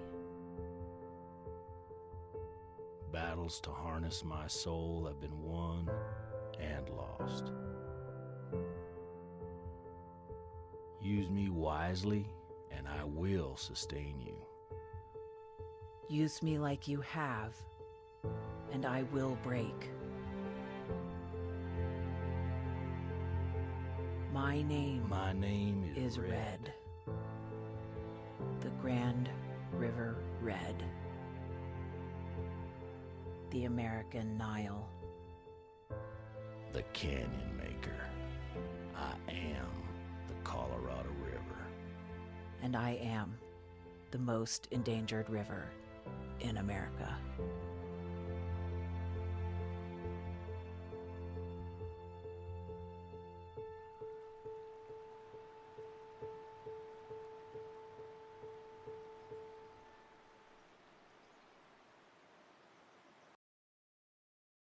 So, I'm kind of new here, but I've noticed a trend. My human does this funny thing where she goes around and gets all my toys, and then she hides them in that basket by the door. But it's always the same basket, and it's always in the same place. And then she acts so surprised when I find them, but, she's putting them in the same basket. Again. It's like, hello? That's where you put it last time. You were the worst at hide and go seek.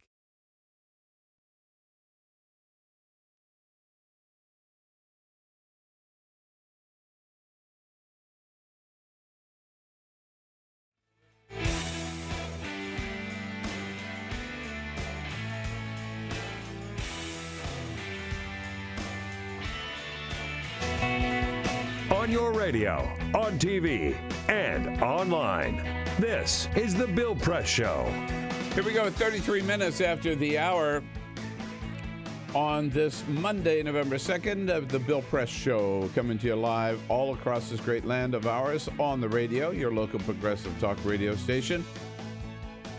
On the two great radio apps, iHeartRadio or TuneIn. They're both free. Download them and follow us on the radio wherever you travel in the United States, or watch us on television at Free Speech TV or worldwide on our video stream, youtube.com/TawkrTV. It's got a new day in Washington because we have a new Speaker of the House of Representatives, Paul Ryan. John Boehner talking yesterday, I believe he was on CNN. With Dana Bash on CNN, saying, well, he knew that Paul Ryan didn't want to take this job, but he talked him into it. Listen, Paul was the right guy at the right time. I know he knew he didn't want to do it. He kept telling me he didn't want to do it. But it was obvious to me that he was the right person for the job. And so he just went after him. And Paul Ryan, for his part, doing the full Ginsburg yesterday, appearing on all 5 of the morning shows, said, I'm not just going to repeat the stuff John Boehner was doing. This is a whole new day. If I pick up where John Boehner left off, then I think we won't be successful. And that's not a discredit to John Boehner. That's just a discredit to the way the job's been done. And so I think this job has to be done differently. And that's why I say it's a new day. We're starting over. We have a clean slate, and we're going to go on offense. That is a discredit to John Boehner. By It the is way. a discredit to I mean, say. he says it's not a discredit to John Boehner. It's just a discredit to the way that the job has been done. by John Boehner. By John Boehner, right? Yeah. Right, So yeah. I mean, it makes it all the more interesting for Scott Wong, who covers Congress for The Hill, thehill.com, and joins us in studio.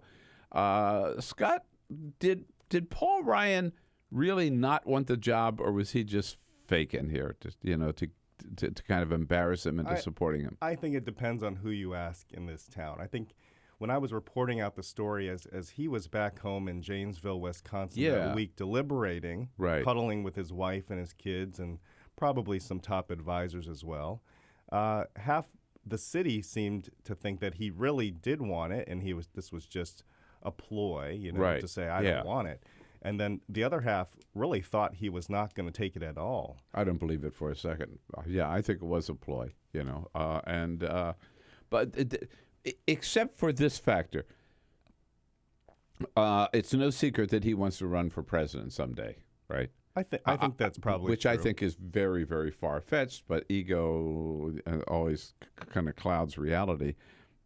The idea of running for president from the position of Speaker of the House is not necessarily the best platform. It's incredibly difficult. It has not been done in modern history. I think that the last person who did it was James Polk, who I do not know too much about. But I don't either. I didn't know he was a member of the House. But that just tells you how challenging it is. And it's challenging because once you are Speaker of the House, you have an enormous target on your back. And now in today's politics, you have a target on your back, not only from Democrats, but from conservatives in your own party. And so he is going to be, he's already, even in these last few weeks, as he's contemplated this decision, he's been attacked for a lot of his policies, particularly on immigration. So Paul Ryan didn't want to say anything bad about John Boehner, but that doesn't stop us. Looking back, how does he rank in terms of effectiveness or getting things done as Speaker? Well, I think... Or how will history judge him? I think history will judge him as somebody who was still willing to work across the aisle, even though in today's politics it's incredibly difficult. He had, sort of this sword hanging above his head at every moment, at every big crisis. Conservatives were threatening to oust him. I mean, he survived at least 3, coup attempts on his speakership. So in that regard, he was still somebody at the end of the day who was willing to reach across the aisle. Even though he didn't do it that often. Well, the bar was low. So what I'm talking about is just simply keeping the government open, preventing a debt default, although we did see in one instance during his tenure, the government did shut down for 16 days. Right. And what can we expect to see different from Paul Ryan? Paul Ryan is, in many ways, a lot like Boehner. I mean, he's not a Tea Party guy, although he certainly identifies and praises the Tea Party movement in that involvement. But he's somebody who came up in Washington. In fact, he came straight from college to D.C. to take a staff job on the Senate Small Business Committee for his home state senator, Bob Caston. Later, he was a protege of Jack Kemp, Bill Bennett. These are big names in Washington. And so, he's somebody who understands Washington and really understands it from the inside. I mean, he's really grown up these last 2 decades in Washington, and now this is his big moment. So the ultimate Washington insider, huh? He is, really. Yeah. I mean, although, So does that mean he'll be able to play the game better? Or, is he willing to work with Leader Pelosi, with President Obama, to get some things done? I think he's already shown that that's the case. I mean, the most recent instance of that is the Trade Promotion Authority, the big trade legislation that passed. If you think about it, he was the chief GOP negotiator on that deal that was working hand in hand with the White House and President Obama. I think the White House certainly understands, that Paul Ryan is somebody they can work with. They've done it in the past. But didn't he also say that he is going to continue the so-called Hastert rule, that nothing comes to the floor unless there are 218 Republican votes for it? So he has been making some promises to that's not reaching across the aisle. That's House Freedom Caucus. That's Right. Tea Party rules. Right. And two things that have come out of his quest for the speakership the last couple of weeks. One was that he said, I'm going to abide by the Hastert rule, where we only move things if it's a majority of the majority supporting it. I think he was specifically talking about immigration in those remarks, but and then the other thing he said on immigration, and immigration seemed to be a big problem for him with conservatives, was that he wasn't going to move anything on immigration so long as President Obama was occupying the White House. Yeah, he said you can't trust the president on immigration, and even the president's made it pretty clear, I think, that he wants to see a bill. The Senate passed a bill. It's basically the same plan that George W. Bush presented to the Congress 8 or 10 years ago. Right. But no way Paul Ryan's going to go. I just don't see it happening. Given his remarks, over the weekend on the Sunday shows, he repeated it 5 times on all the different Sunday shows. Right. I just don't see immigration reform happening. Somewhere on one of the sites I was reading this morning, the question was asked, Paul Ryan, what do you think you can accomplish in the next few months or something? And he couldn't name anything. He didn't name anything specific, and that may be deliberate, just so there's not a big target on that particular issue. But we know what is important to him as the most recent Ways and Means Committee chairman. Tax reform is an enormous deal for him. That was something he was in the process of pursuing before he was elevated to the speakership. So, maybe we do see some small ball on tax reform, if not, a big deal before President Obama leaves. Maybe he's just waiting for a Republican to win the White House. And how long before the Freedom Caucus or the Tea Party turns on Paul Ryan? Well, he does have some good relationships, I will have to say, with some of those leaders, namely Jim Jordan, who is the chairman of the Freedom Caucus. But I think the greatest thing that John Boehner did for Paul Ryan was clean out, in Boehner's words, clean out the barn for Paul Ryan.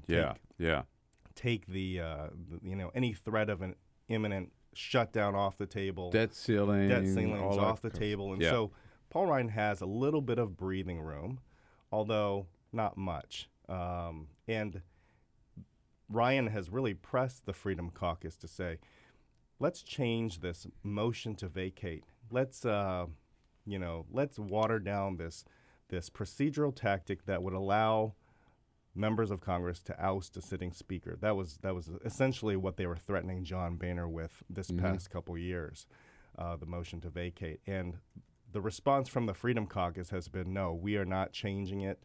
Why would we give up? Why would we give up this tactic that essentially gives them a lot of power? Yeah, I think it's just a matter of time before the knives come out to stab Paul Ryan in the back. He may regret taking this job. Scott Wong is here, senior staff writer for The Hill, covering the Congress. Big changes. 866-55-PRESS. We'll talk about it more with Scott when we come back. Get social with Bill Press. Like us at facebook.com/Bill Press Show. This is The Bill Press Show.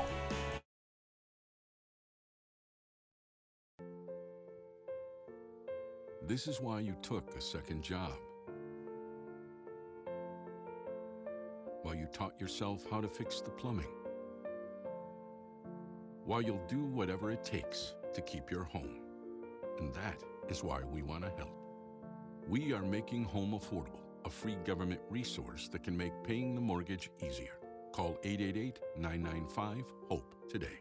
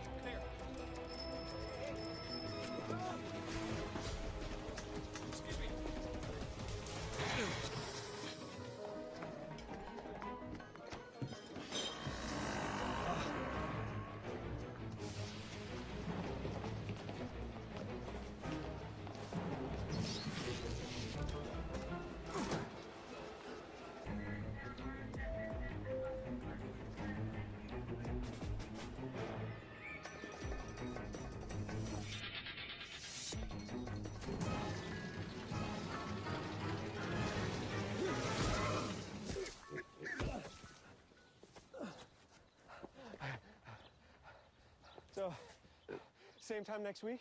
Well, of course. Put away a few bucks, feel like $1 million. For free tips to help you save, go to Feed the Pig.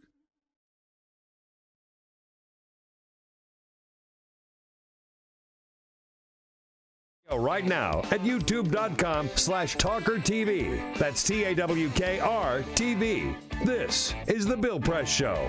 13 minutes before the top of the hour here on a Monday.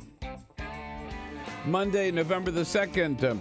Big new lineup in the House of Representatives with Paul Ryan ascending to the mighty job of Speaker of the House of Representatives. Scott Wong covers the Capitol for The Hill, thehill.com, where you will find my column, weekly column, tomorrow. I appear on Tuesdays. Howard from up in Syracuse, New York, has a question for you, Scott. Hey, Howard. Hey, Scott. How you doing? Great, thank you. Hey, the whole Paul Ryan thing is, to me, just amazing to watch. I really think he intended to be Speaker all along. Yep. And I think the fact that I read an article this morning, I think in Politico, that he's already hired 8 new communications staffers. He intends to hire a bunch more, maybe a dozen in all, which is proof that Republicans can create jobs. But I'm wondering what you think his objective is. Is it mainly to use the speakership as a Goebbels communications office to spread propaganda across the land? Good question. Loaded question, Howard. Loaded. I saw that piece too this morning, Scott, in Politico. Howard's right. He's hired. I mean, that's a lot. Right, it's a lot, but staff. I don't think it's actually that much different than Speaker Boehner. If you remember, Speaker Boehner was trying to get the Speaker's communications shop up to speed, up to the digital age, and he would put out these very funny YouTube videos, about his typical morning, walking down to Pete's Diner on Capitol Hill, having some breakfast, walking to Starbucks. He'd be in shorts and trying to, show everyone that he's just a regular guy going for a walk, right? But those were very nicely done videos. One video I remember from this year showed him mowing his lawn back home in Ohio, right? And smoking a cigarette. I don't think we saw any cigarettes in those videos. But you need an entire digital team to produce those type of quality videos, and they did them fairly regularly. And I think that's what Paul Ryan understands. He understands communication. As we saw from yesterday, the full Ginsburg 5 Sunday talk shows. Now, they were pre-taped, so he cheated a little bit. But but he pulled it off, and, I didn't notice any major gaffes, although you might have disagreed with some of his policy positions. He pretty much skated right through those shows. So he's shown that he's an effective communicator. He's a, fairly fresh face for the party. A new generation. Right. Now, are there any substantive matters to be, now that Boehner cleaned house and got the budgetary things, at least through 2017, taken care of, so can we expect any progress on any substantive legislation in the few days that they have left? Well, they still do have a few things on their to-do list before Christmas. One is, of course, to appropriate the money that was laid out in the budget deal. The budget deal, and that means there'll be more battles over special riders that Republicans will put on.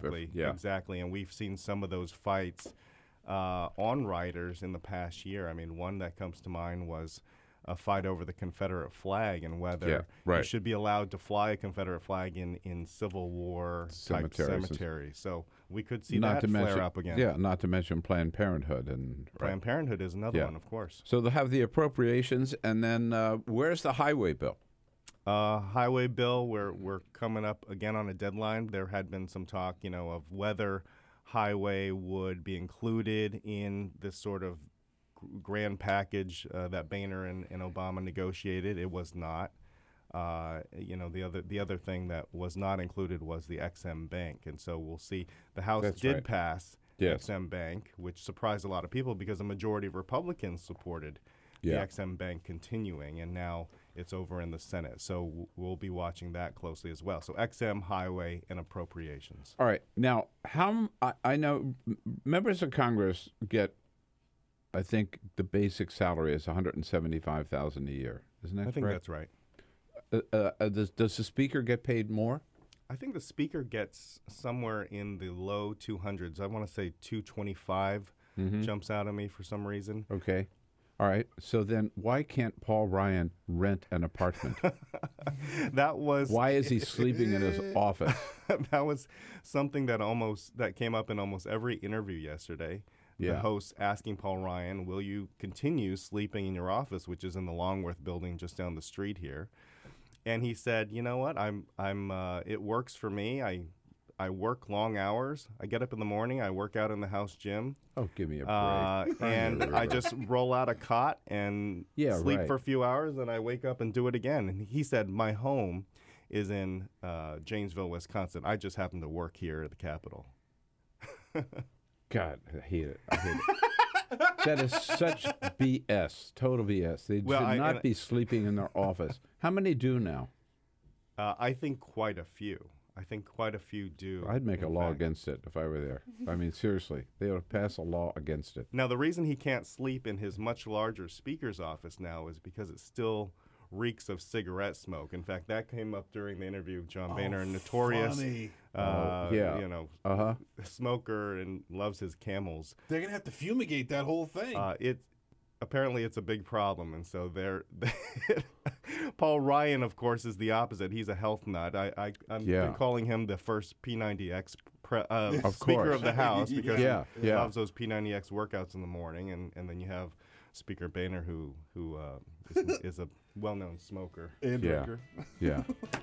Get an apartment. I know a lot of good real estate people in town and on the Hill that could help him out. You know, we all have friends like that. We can help him find a place to stay. Hey, Scott, great work. Thanks for coming in. All right, great to see you. Good to see you. TheHill.com. Follow Scott and all our other good friends at The Hill. We'll be right back. Like politics? Then like The Bill Press Show on Facebook. This is The Bill Press Show.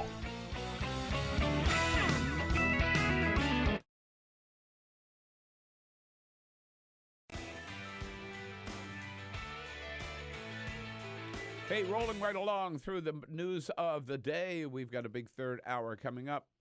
You're going to have to wait until 5 o'clock Eastern to catch it on Free Speech TV, 2 o'clock Pacific. But you got us right away on TawkrTV. Just flip over there to youtube.com/TawkrTV.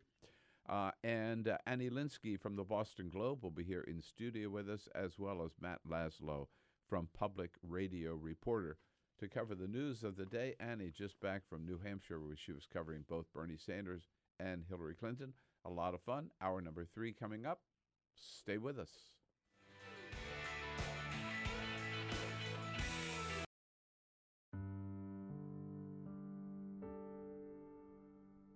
A few years ago, plastic bag waste in our city came to a tipping point.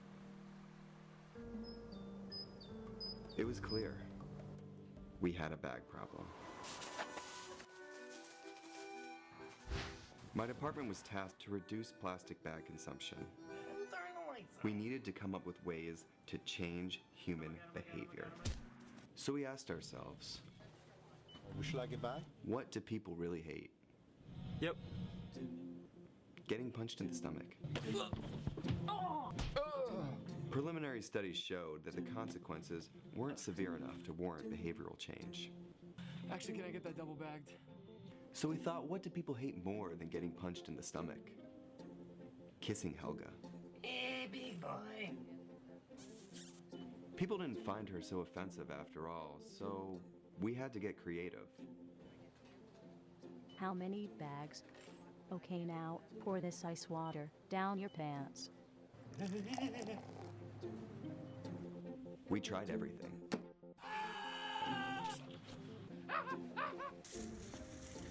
Eat this rat. Defuse this bomb. Even fighting your clone. After blowing through millions of dollars of government funds on research, I came up with a brilliant idea. Why don't we just charge 5 cents per bag? That's a stupid idea. Would you like a bag? Yes. 5 cents a bag. 5 cents? 5 cents? Do I still have the option of getting punched? Honestly, I don't know how everyone else missed it. Why don't you just get a reusable bag?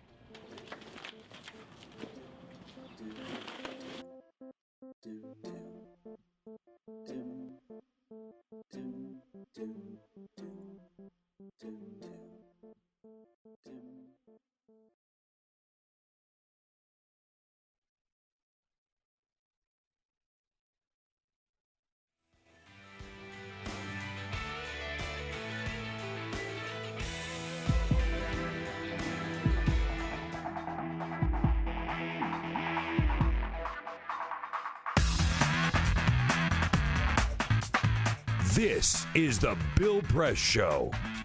President Obama on the road today. He leaves the White House about just before noon, going up to Newark, New Jersey, and talking about criminal justice reform there in Newark.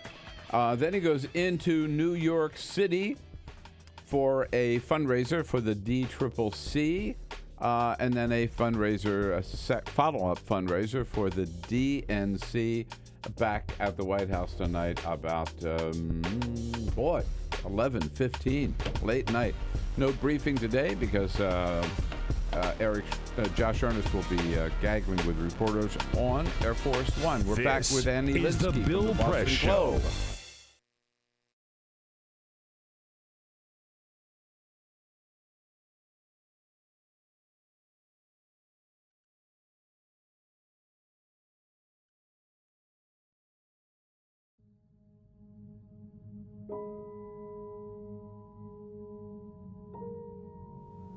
The hardest moments for me is when I'm laying awake in the middle of the night and I'm thinking about all the times I made a pitcher of Kool-Aid with the water, or I boiled a pot of corn or potatoes with the water. Those thoughts just stick with me in the middle of the night, and I feel horrible as a mom that I didn't know that something was wrong, but how could I have known? There's no way I would have known. The spill at Dan River happened when a drainage pipe that ran underneath an ash basin and dam collapsed, sucking out 6 decades of waste and spewing gunk directly into the river.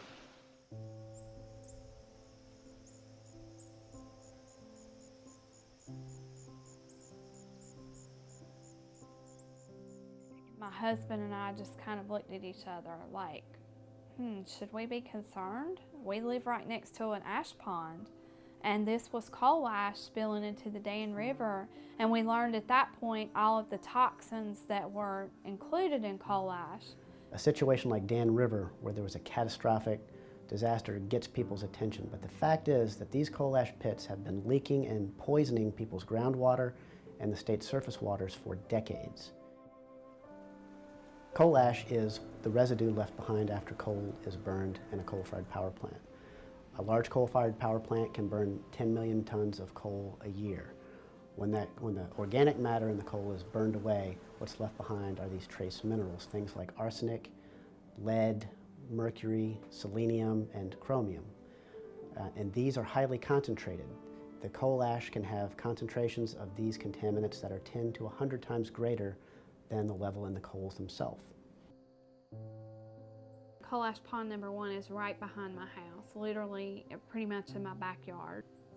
We were approached by a neighbor who was wanting to have their well tested, and we decided that maybe we should have ours tested as well. They found hexavalent chromium at 4.5 parts per billion. So in talking to the residents, we have discovered anecdotal evidence of an extraordinary number of cancers for this fairly small community.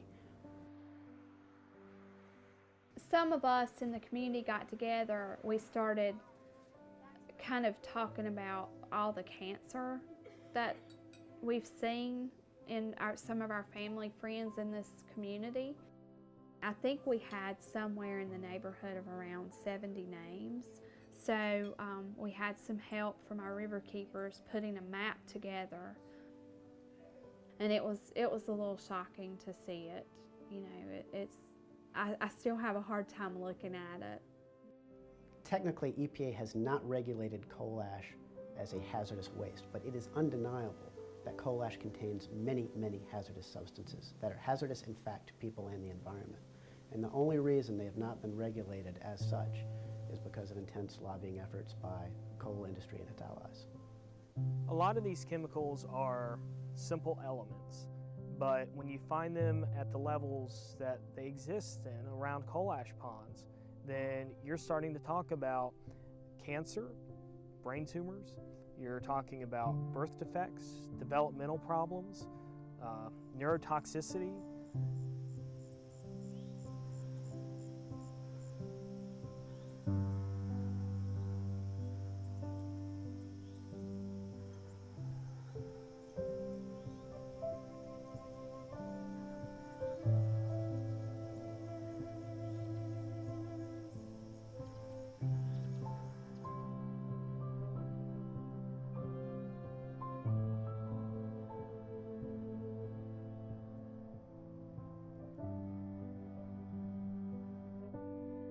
We began to look at legal options, cases that we could bring in court to protect communities and their citizens from these toxic leaking time bombs.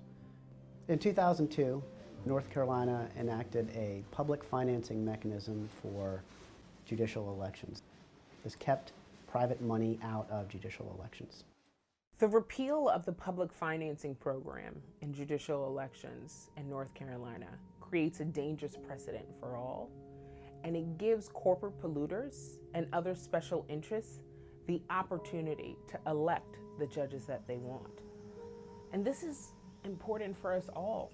Everyone should care about this, because when you think about the fact that the state and the federal government have basically abdicated their responsibility to regulate these issues, the state courts are the last stopgap. I think this is no longer a problem that's going to go under the radar.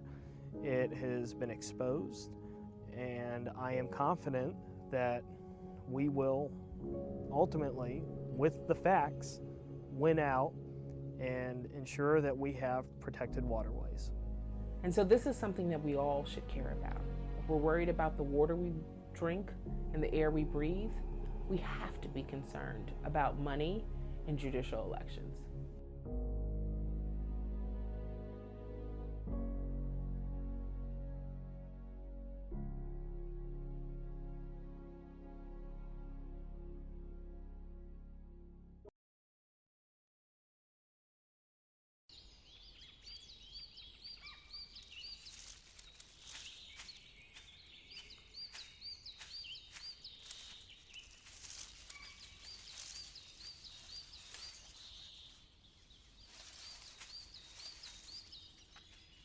At Earth Justice, we defend the environment in the courtroom. Join our fight. When you take a seat, you take a stand. Earth Justice, because the Earth needs a good lawyer. The average text takes your eyes off the road for nearly 5 seconds. At highway speeds, that's enough time to travel the length of a football field. Stop the texts, stop the wrecks.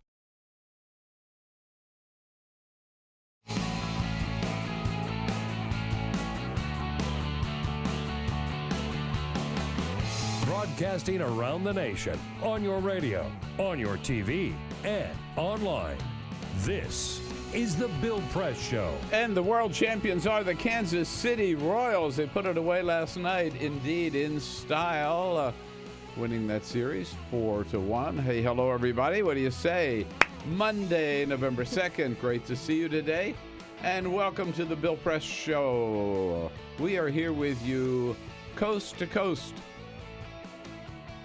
on your local progressive talk radio station, of course, and glad to see you out there in Radioland today. And we are here with you on Free Speech TV. Got a satellite dish. You can find us, of course, on DirecTV or the Dish Network. Thanks for starting your day with us today. We'll bring you up to date on the news of the day and then take your calls. We'll tell you what's going on. You tell us what you think about it at 866-55-PRESS. That's our toll-free number. And if it's easier just to send us a message on your electronic device, we're ready for you on Twitter at BP Show and on Facebook at facebook.com/BillPressShow. Well, the candidates back on the campaign trail, the Republicans just seem to have big forums, right? And they keep continuing these debates. That's what they did over the weekend. But the Democrats, both Hillary and Bernie Sanders, were stumping in New Hampshire over the weekend. And following them around, Annie Linskey from the Boston Globe on their trail and here to tell us all about it. Hi, Annie. Nice to see you. Nice to see you too. Yeah, how about it? A lot of political news over the weekend. Yeah. And in terms of politics, just a sad note that we lost. I got to know pretty well when he was a frequent guest on Crossfire. I think a great American, Fred Thompson, dying yesterday at the age of 73. What a career! I mean, he was a U.S. senator, of course. He was a presidential candidate. In fact, we all remember that presidential campaign when Fred Thompson was going to come in and he was going to take it over and just that nobody would touch him. And boy, that fizzled so fast, right? Sure did. Yeah. And he was a very good actor. Yes. In Law and Order, right? And in several movies, including Die Hard 2. Attention all controllers, attention. We have a code red alert. Everyone already on approach or inside our pattern, holds at the outer markers. Stack them, pack them, and rack them. There it is. There it is.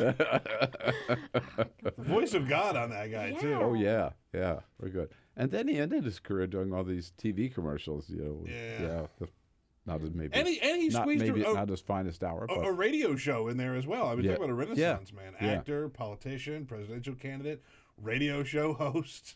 Right. I mean, he got around. And was he on the Watergate committee? I think he was staffer for the Watergate I believe so. Yeah. Maybe. I think I was in one of the obituaries. Right. Yeah. So a great career and a great American. So we'll get into the politics of the moment with Annie. Matt Laslo from Public Radio will join us a little bit later in the program. But first, Peter, this is the Full Court Press. Yes, indeed. Just a couple of other stories making news. We all know PayPal, where you can make payments online. Yes. Well, PayPal on Thursday actually went down for about 2 hours. And Gizmodo actually took a look at how much money goes through PayPal, how much money that could have cost them. So they say that they process $644 million per day or $26 million per hour. So if you do the math, 2 hours they were down. They lost as much as $52 million. Wow. Sales. That is kind of shocking that they would let that go down at a time like that when so much is on the line. But everything's back up and running. They've been very cagey about what exactly caused the interruption to the website, but they've got it fixed. They've got it back up and running. So better not have been a data breach. I'll tell you that much. Oh my God! Can you imagine? Yeah. Oh, So bad. That would be You awful. need a backup for a site like that. Yeah, I think so. All right, so over the weekend was Halloween. A lot of people went out trick-or-treating. A couple of parents maybe have a couple of drinks, and then they go out with their kids. One guy got in serious trouble. This is in suburban Illinois. Police received multiple calls about a man who was, quote, intoxicated and combative, who was out trick-or-treating with his child. Police showed up and arrested the man. He actually collapsed on the ground. He had had so much to drink. It also turns out it wasn't even his kid that he had gone trick-or-treating with. He just joined a group of children to go trick-or-treating. So this guy had a bigger problem. So it's okay to get together with your friends and have a couple drinks and go trick-or-treating in the neighborhood, I think, but don't do this. This is bad. Very bad. And, Bill, I know you're going to love this story because we go to Nebraska where they had a big Halloween event. And at the zoo. You could go to the zoo for Halloween. You walk around, you get to see all the animals. And a lot of people had a couple drinks before they went there as well, including one woman by the name of Jacqueline Ide. She's 33 years old. She was a little drunk, and she decided she was going to go and pet the tiger. Oh. She got into the cage and went and pet the tiger. She sustained injuries, not life-threatening or anything like that. The cat bit her hand, because duh. And she was taken to the Creighton University Medical Center and treated. She was also given a citation for criminal trespassing. I hope they didn't do anything bad for the... Everything is fine with the tiger. I will say that the zoo said, hey, we got signs everywhere. Don't get in the cage with the tiger. Tiger didn't do anything wrong. So, tiger's good. Tiger's in good shape. All right, good. Well, the tiger's in good shape. How's New Hampshire? Good shape? New Hampshire is fantastic. I mean, just, I have to put in a little Boston Globe regional advertisement right All here. right, okay, you can do that. It is like that. peak foliage time right now in New Hampshire, and it was such a beautiful time to be there with Hillary Clinton and Bernie Sanders. That's why they were there, right? Yeah. They went up to see the foliage. That's it. Right? It was just leaf peeping. If you got a campaign, try and make sure you're campaigning along that area. Yeah, this time of year. That's a good idea. Oh, yeah. I So you start out with Hillary, what, Friday? Thursday. Thursday. I was in the Hillary pool on Thursday, so I was following her around and filing pool reports. She did 2 stops at diners to get to know. She's trying to mix it up a little bit and have these smaller events where she's in a diner. Well, one was in a bookstore and the other was in a diner, and she will talk to people and she's not surrounded by like 50 reporters. It's only like 15 reporters, which is still kind of awkward, right. for these like 4 people who are trying to have a conversation with her, and we're like all sticking our microphones in their face. Yeah, But, I mean, that's New Hampshire. That's what they like. Sure. I assume. But it was interesting. The first stop, I gotta say, she's doing better on the campaign trail than she was when I was with her over the summer and even the early August. I mean, early September even. I mean, she's a lot more relaxed, and at least one of these 2 events that we had, the one in the bookstore, she actually seemed to, I almost want to say, be enjoying herself. So I know. And so she's not making any public announcements or announcing any new policies or anything, no? Just she is. Over the next few days, she's going to be rolling out these criminal justice reform policies, and she's sort of doing them. In the past few days, she's unveiled a few small ones, and one would assume that's building up to the end of this week, where she's going to be in South Carolina for a forum with the other Democratic candidates. So that's where her focus is, and you can see why that makes sense. A majority, with the African American voting population. Has the Clinton campaign written off New Hampshire? No, they have not. But they are certainly downplaying expectations there. I mean, when you talk to the Clinton staffers, they are always really quick to remind you this is a state Bernie's next door. Exactly right. Yeah. Exactly right. Where everybody expects him to do well. Don't be surprised if he wins there, but it won't mean anything beyond that. That's right. That's what they're what they're playing out there. So but they're still making an effort. Yeah, I mean, she was there. She was in the North Country, which is she went to one diner that in Littleton that politicians typically go to when they're in this North Country. And I said, to the owner, was Hillary here in 2008? And they said no, she couldn't make it up here. She'd spent all of her time in the population centers. She spent more time in Manchester and Concord, and she didn't even make it to this area, which is somewhat Republican and. She's putting in that extra effort, which makes you think she's not writing it off. Right. And what was Bernie up to? So Sanders had a series of events. He had 3 town halls. He went trick-or-treating, which, I mean, can you imagine? Yeah. Yeah. Monster. What are you for Halloween? I'm a monster. Boo. Or I'm Larry David, right? Yeah, right. Yeah. So, I mean, I just kept on thinking, like, he, like, knocks on the door of a really staunch Republican, and, like, having Bernie Sanders come to the door. I know. Like, typically, it would actually be the scariest thing, yeah, right? It really would be. Look, I'm here for your candy. I know. I'm sure. You know what? They'd probably welcome Bernie Sanders. I mean, Yeah, no, I mean, with all joking aside, he was there with his 3 grandchildren. He has 3 grandchildren who live in New Hampshire, so he was taking them.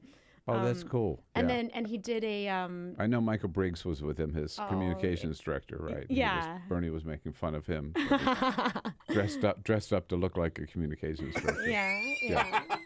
which is sort of like a more irritating than scary. Some of these communication strategies. And Bernie actually came out with his campaign with the first TV ad for introducing Bernie to Americans who don't know anything about him. Here's what it sounds like. The son of a Polish immigrant who grew up in a Brooklyn tenement. He went to public schools, then college, where the work of his life began, fighting injustice and inequality, speaking truth to power. He moved to Vermont, won election and praise as one of America's best mayors.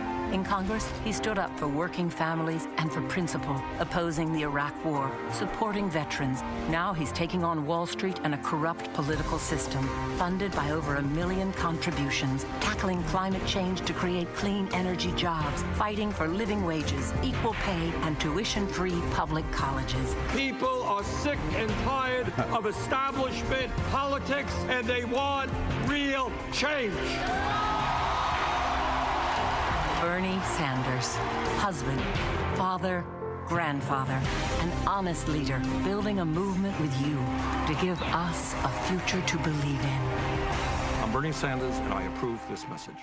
I thought it was funny at the end, husband, father, grandfather. Is that sort of getting back at Hillary with, she's always talking about her about her granddaughter? I mean, I think the piece that was really the jab at Hillary was that honest leader. Yeah. That line right there, the honest leader. I mean, that's a contrast that he hasn't drawn on the campaign trail. And you know what I thought was pretty interesting about this ad is I talked to Tad Devine, one of his senior advisors last week when they were when he was kind of in the editing room and just kind of coming out and taking my call and then going back into to the editing room. And they, the Sanders campaign and Bernie has always, as you know, disliked polls, and they haven't had a pollster until very recently. They went into the field and they did a poll, and Tad was saying, look, they did this poll for me because we really need to know what messages are going to work on TV and what is going to be what people need to hear about Sanders, what is going to persuade them. And he was saying, look, Bernie's message isn't going to change, but it's got to hit the right audience. So what you can read in between the lines in this poll is, in this ad, is what the results of their poll were, which is clearly they need to make him a little more human beyond the sort of strong message he has. Then you have the family piece, and you also need to introduce him because evidently people still don't know who he is. Yeah, no, which is true. But so where are they running this ad? And isn't this Bernie has been husbanding his money pretty well, right? Yeah. He has not been spending a lot of right. Right. So it's a $2 million ad buy. It's in New Hampshire and in Iowa. These are the two states that Bernie will say he needs to win. Of course. I mean, he says it on the campaign trail. Like, if he can win those two states, he's got a shot. If he can't, I mean, he doesn't really finish that thought. But so they're running it in those two states. Right. And this is the first time, other than staff and travel expenses, right, that he's expended any. It's his first. And in contrast, Hillary has been up since the very beginning of August. So she's been running these ads, for months, and her ads are very, they're very positive, and they've made a difference. When I've gone to forums, people say that they've seen her ads and they really like them. So, I think the erosion in the polls that you've seen with Sanders in the last few weeks, I mean, part of it has to do with Hillary's campaign finding its footing, but some of it has got to be the millions of dollars. I think it's $9 million in ads that Clinton has been spending in these early states. Yeah, and probably unlimited resources there too. Fun on the campaign trail in New Hampshire with Hillary and Bernie and Annie. Annie Linskey from the Boston Globe. It's bostonglobe.com. 866-55-PRESS is our number. Give us a call. Any questions about where things are heading on the Democratic side? Follow us on Twitter @BP Show. This is The Bill Press Show.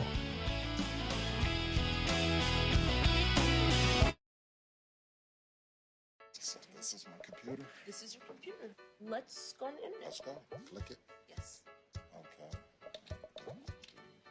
I cursor in between the R and the E. If I say dot, I want you to just push the period. She's gonna love me all over again. That's it. Jamaica, here you go. Here we go. Good job. Thank you.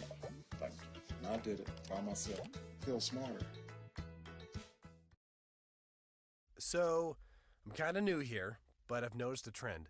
My human does this funny thing where she goes around and gets all my toys, and then she hides them in that basket by the door.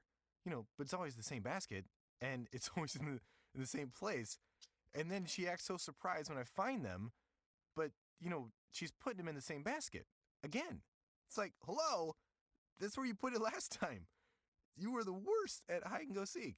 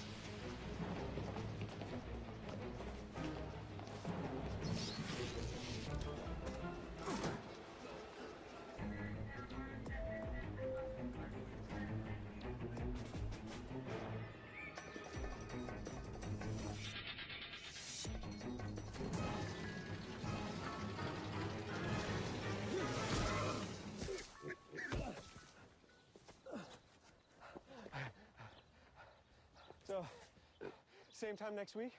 Well, of course. Put away a few bucks, feel like $1 million. For free tips to help you save, go to Feed the Pig.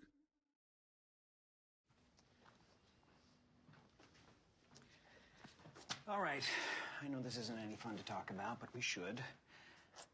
Okay, so who's gonna do what? I'll pack the dead batteries. Great. I'll only put what I don't need into a duffel bag. Perfect. That's totally unhelpful. No problem. Meanwhile, I will try to comfort everyone by speaking in a calm voice. And I'll try to get the generator going without any gas. Oh, let's not forget the cell phones, which probably won't work. Right. And who is going to handle supplies? I can forget to do a list for us. Thanks, pal. Well, I think we couldn't be any less prepared. I'm proud of you guys. Talk to your kids about who to call, where to meet, what to pack. Visit ready.gov/kids for tips and information. Hey, thanks for stopping by. I followed your character since the first episode. I'm a big fan. Big fan. Thank you. And listen, your storyline, it makes for incredible TV drama. Thing is, your drug use is very adult content. Too adult for the kids. So I'm gonna have to block you. Oh, man. Yeah. Well, have a good one.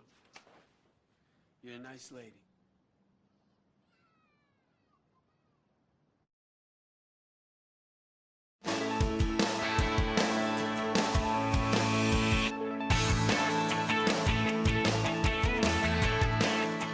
He's not running for president, but he will shake hands and kiss babies. It's the Bill Press Show, your progressive headquarters for the 2016 election. 26 minutes after the hour, Annie I keep saying that wrong. Linskey, that's right. Yeah, Got it? right. Right. Good, got it. Boston Globe, national political reporter, just off the plane, coming back from New Hampshire, covering Hillary Clinton and Bernie Sanders. So that little thing about I won't kiss babies, I will kiss babies. I'll do anything to get votes. But there's a story, I think it's in the New York Times this morning, that Bernie doesn't, and that could hurt him. It's true. He doesn't. I mean, the Patrick Healy story was it was great. The Times story, and it was going through how typically at these events, you go, you give a speech, you take questions, and then afterwards you kind of glad hand a little bit, and just have these one-on-one interactions that those New Hampshire voters just treasure and have always had. And Sanders does not do it. Like he gives his speech, and it'll go for 45 minutes of just Sanders, and then he's like jetting out of there. And you know, it is a definite distinction. I mean, when I was on the trail with him, I guess it was on Saturday, I was at this union event, and all these union guys were so excited about him, and he shook a few hands, and then one guy, and he turned and walked away, and one guy was saying, "Sanders, we're with you, we're with you." And I don't know if he just like didn't hear him, or and I sort of felt so sad for this guy. Like, he clearly just wanted.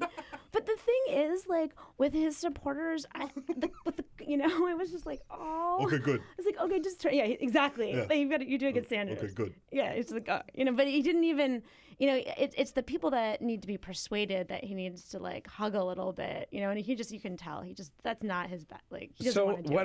when I went out to Minneapolis for the DNC forum there, and Bernie and I went out to dinner, and we walked from the Hilton to the steakhouse, which was a block away. I couldn't believe it. First of all, it took us like at least a half an hour, if not 45 minutes, to make that one block. Yeah. Everybody wanted to have their picture taken with Bernie, and he stopped and had his picture taken with anybody he wanted to. Now, I'm not saying he enjoyed it, but he did manage a forced smile. Yeah. But he did not. He never walked away from anybody. He never turned anybody down. And in the restaurant, he walked in the restaurant, and everybody in the restaurant broke out in applause. I mean, he'll do it. He'll definitely do the pictures. I mean, but it's a very rush. Like, all right, I gotta go. I mean, it's not like Joe Biden, you know, who's gonna be like, wait, look, call your grandmother. Let's get her in. You know, or Bill Clinton, right? Oh my God! Hey, Annie, so great to see you. Good work. Thanks for coming back and see us again. Yeah, you too.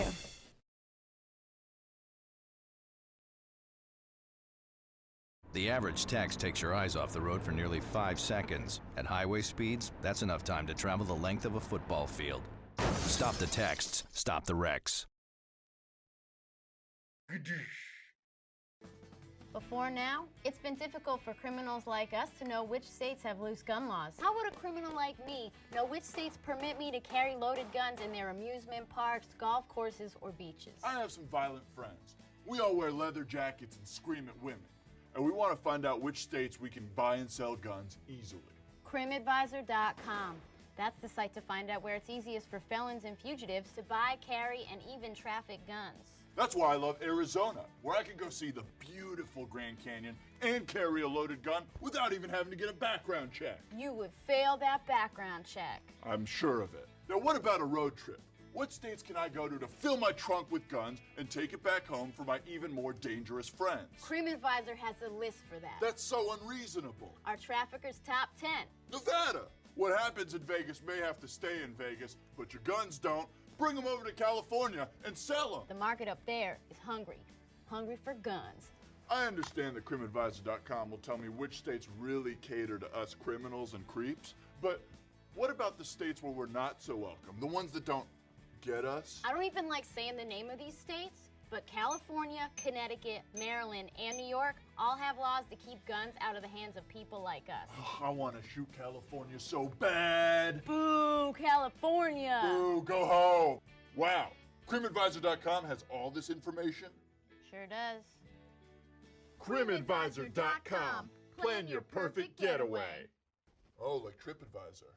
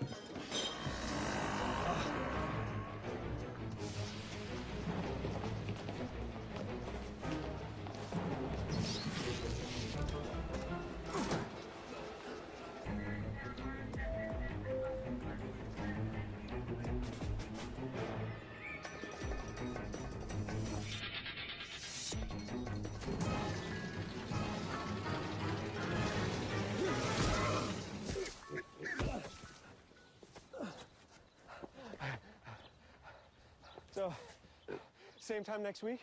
Well, of course. Put away a few bucks, feel like $1 million. For free tips to help you save, go to Feed the Pig.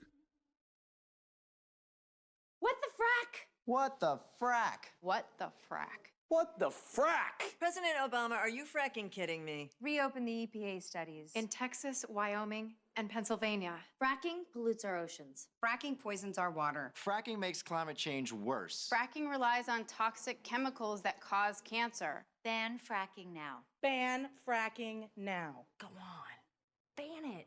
Ban fracking now. Please.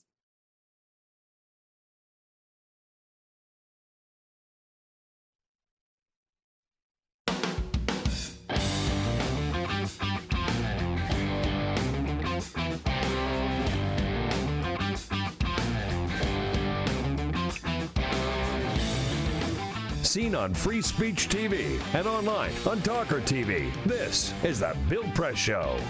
All right, 33 minutes after the hour, here we go. Monday, November 2nd, the Bill Press Show. We are live in our nation's capital. We are live with you, wherever you are in this great land of ours, on the radio and on television, on your local progressive talk radio station, and on Free Speech TV. Joined at this hour by, with all the craziness happening here on Capitol Hill lately, and it's been a lot of stuff popping. Matt Laslo covers it all for public radio reporter here in the studio with us this morning. Hey, Matt, good to see you. Good to see you again. I just was noticing on CNN, there it is, President Lindsey Graham is out there now. He's still around? Yeah, right. I'm sorry, I was watching Fox and Friends. So Lindsey is now joining. They've got to find some way to make some news, right? It used to be they would attack Donald Trump, which Lindsey Graham did for a few times, and now he's out there joining the call for changes in the debates. The candidates want to take over the debate so they can choose the moderators, and and they can, I guess, choose the questions, right? Probably it would be better for them, right? But what did you think of that CNBC debate? I was not impressed with the moderators. I wasn't either. No. I have to come down on the side of the candidates on this one. Yeah, not entirely, but it was not the proudest moment for journalism, no. I feel like CNBC and their moderators were just trying to show that they're relevant, and I think they proved that they're not. Yeah, and they should not have been even given the opportunity. Exactly. I don't think, to host a debate. But that's what happened. The candidates said, I heard them in the RNC said, CNBC, you get one of these, which I think was their mistake from the get-go.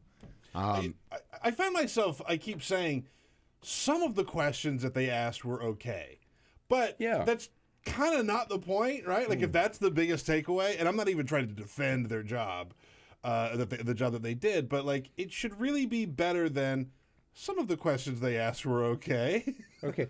For example, I keep coming back to, I've been beating up on John Harwood all morning, okay? But when you start a national debate, and the first question is, aren't you running a comic book campaign? All right, now whatever you think about Donald Trump, and he is a cartoon character, he has been number one in the polls for over 100 days. Number one in Iowa, number one in New Hampshire, number one nationwide. Now, so in Iowa the last couple of days, right, Ben Carson might have pulled ahead. But for all that time, Donald Trump has been, and then you say, isn't this just a comic book campaign? That was a dumb, unfair, unprofessional question. It's a comic book question. I mean, yes. The thing we need as the American public, we need to really press Trump on policy issues. Yeah. So when you throw him a softball like that, of course he's going to deflect, and then his comic book gets better to read. Yeah. So right. So I mean, just a lot of whining on the part of these Republican candidates. They always play the refs. Newt Gingrich did this in 2012, but for them it works.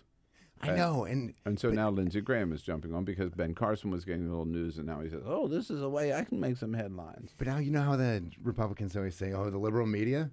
Yeah. Now the new curse word will be if they just say, "You're a CNBC reporter." Yeah. It's even more damning. Yeah. Nobody. They won't get in the door, right? I know. Nor will Telemundo. I mean, because Donald Trump Poor says guys. he won't appear on television. Telemundo. Right? Yeah. Right. Yeah. What's a presidential debate without Donald Trump? Can you imagine? right? Like if it's all on Ben Carson to carry the debate. And this is the disgusting thing about America. We love this reality TV culture. They're getting record-shattering ratings because of Trump. Yeah. And he's not even serious. Oh, man. All right, so in your beat there on Capitol Hill, we have a big changeover. So Paul Ryan, he's now taken over. He played this game of, I don't really want this job. You know, I don't want it. Don't try to force me. Don't try to twist my arm. I'm going back to Janesville, Wisconsin, and hang out with my kids and everything. Was he just faking it? He really wanted this job all along, didn't he?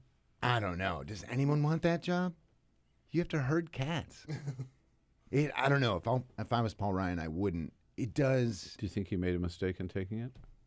Well, I don't know. So I was very impressed. I was in the chamber when he gave his speech. Yeah. He's really trying to set a new tone, and it's kind of collegial, kind of bipartisan, saying he wants the will of the chamber to work. I give him about one Packers loss, and then that's going to go away. Yeah. But we'll see. He set a new tone, and he's trying to distance himself from Boehner. How much cover he gets from that? I mean, because he's still got that 40 or so member crazy caucus, the Tea Partiers, which we'll see. This week they're going to really try to hammer out a transportation bill. They've passed 35 short-term extensions of this thing. And if you're the governing party in the House and you can't even fund the nation's crumbling roads and bridges, then that's a problem. So this is going to be his first test. And if this thing goes by the wayside, as it's done 35 or so times since 2009, then it's not going to look good for Speaker Ryan's tenure. So Boehner was interviewed by Dana Bash the other day, and she was asked, Ryan was playing so hard to get. How did you convince him to take the job? How did you do it? What did you say to him? Well, first I laid every ounce of Catholic guilt I could on him. and how does that go? Lay some Catholic guilt on me. I want to know what that feels like. You have no choice. This isn't about what you want to do. This is about what God wants you to do. And God's told me He wants you to do this. Oh, I pulled it all out. Played the God card. Now, having a lot of Catholic guilt myself, right? Yeah. A Jewish guilt, you name it. I've got it right. But I can see Boehner doing that because they're both devout Catholics. Well, and it looks like it worked. It worked. Yeah. Oh, yeah. He's there. Yeah. We'll see. What do you think of Speaker Ryan?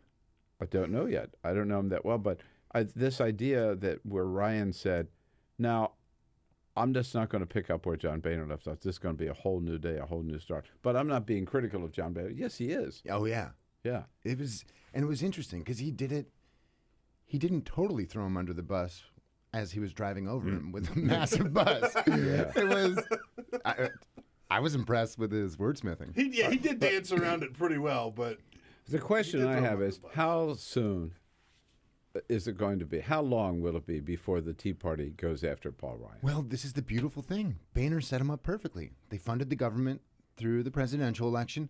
The debt ceiling's off the table. We're not going to default, even though a lot of them wanted to default.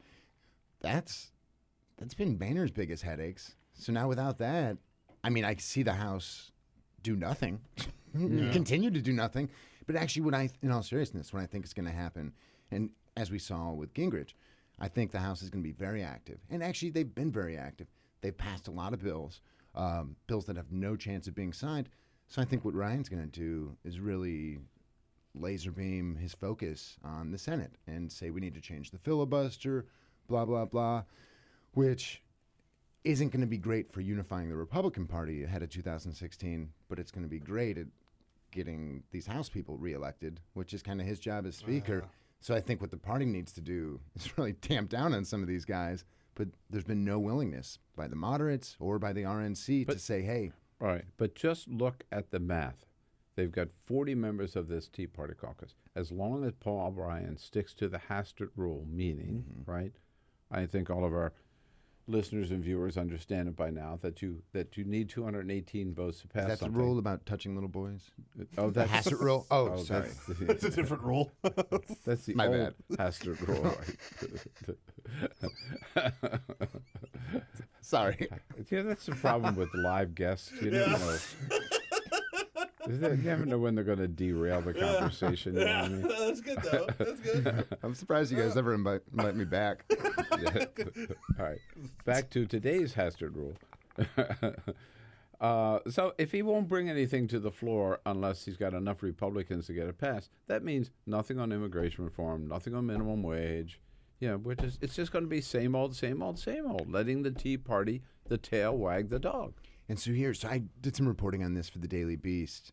The one thing that Paul Ryan agreed to for the Hastert rule was immigration. So he's basically said immigration's not going to happen. Yes. Unless it's just a And Donald Trump border fence bill. He said that again yesterday on the shows, right? On immigration, but not on everything. Yes. So that's where I think Ryan left himself a back door, where he can work with Democrats and some must-pass stuff, but he's basically closed the door on immigration.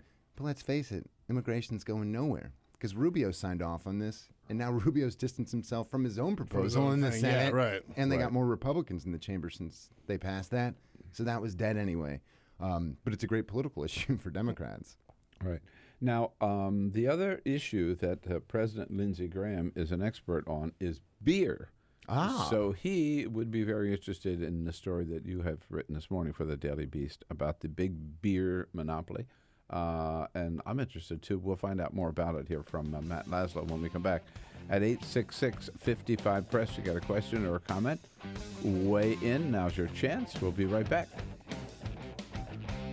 Connect with The Bill Press Show on Twitter. Follow us at BP Show and tweet using the hashtag WatchingBP. This is The Bill Press Show.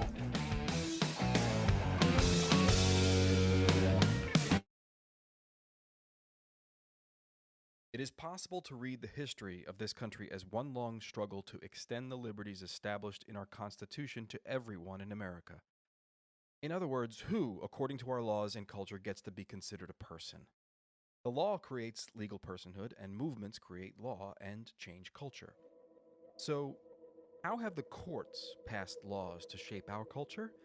That history goes way back before Citizens United.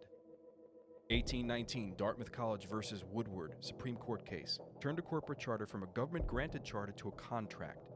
This ruling gave corporations standing within the Constitution. 1886, Santa Clara County versus Southern Pacific Railroad. Though the court did not rule on corporate personhood, the decision was subsequently cited as a precedent to hold that a private corporation is entitled to the same 14th Amendment rights of due process and equal protection as human beings. This makes it impossible for us to make laws that treat local businesses any differently than giant multinational corporations, even if their business practices are deemed to be harmful to workers, the environment and communities, or if they have a history of violating the law. Hale versus Henkel, 1906. The court granted corporations the Fourth Amendment search and seizure protection. Dodge versus Ford Motor Company, 1919. The Michigan Supreme Court says the business corporation is organized and carried on primarily for the profit of the stockholders. Stockholder primacy is established. The purpose of the corporation, according to the court, is no longer to serve the public good, as it had been. It is now to maximize profit for shareholders above all else. Pennsylvania Coal Company versus Mahon, 1922. Corporations get the Fifth Amendment takings clause, meaning if you pass a regulation that impacts a corporation's ability to make a profit, that is deemed a taking, and they can sue for the right to future profits lost. This creates a chilling effect, and local and state governments become much more hesitant to pass laws in the public interest for fear that corporations can claim loss of potential profits that cities and states will be on the hook to pay. Buckley versus Vallejo, 1976. The Supreme Court rules that spending money to influence elections is protected under the First Amendment, in effect saying that money is speech. Citizens United versus Federal Election Commission, 2010. Today, the Supreme Court of Chief Justice John Roberts declared that because of the alchemy of its 19th century predecessors in deciding that corporations had all the rights of people, any restrictions on how these corporate beings spend their money on political advertising are unconstitutional. The court's ruling threatens to undermine the integrity of elected institutions across the nation. It's a rejection of the common sense of the American people.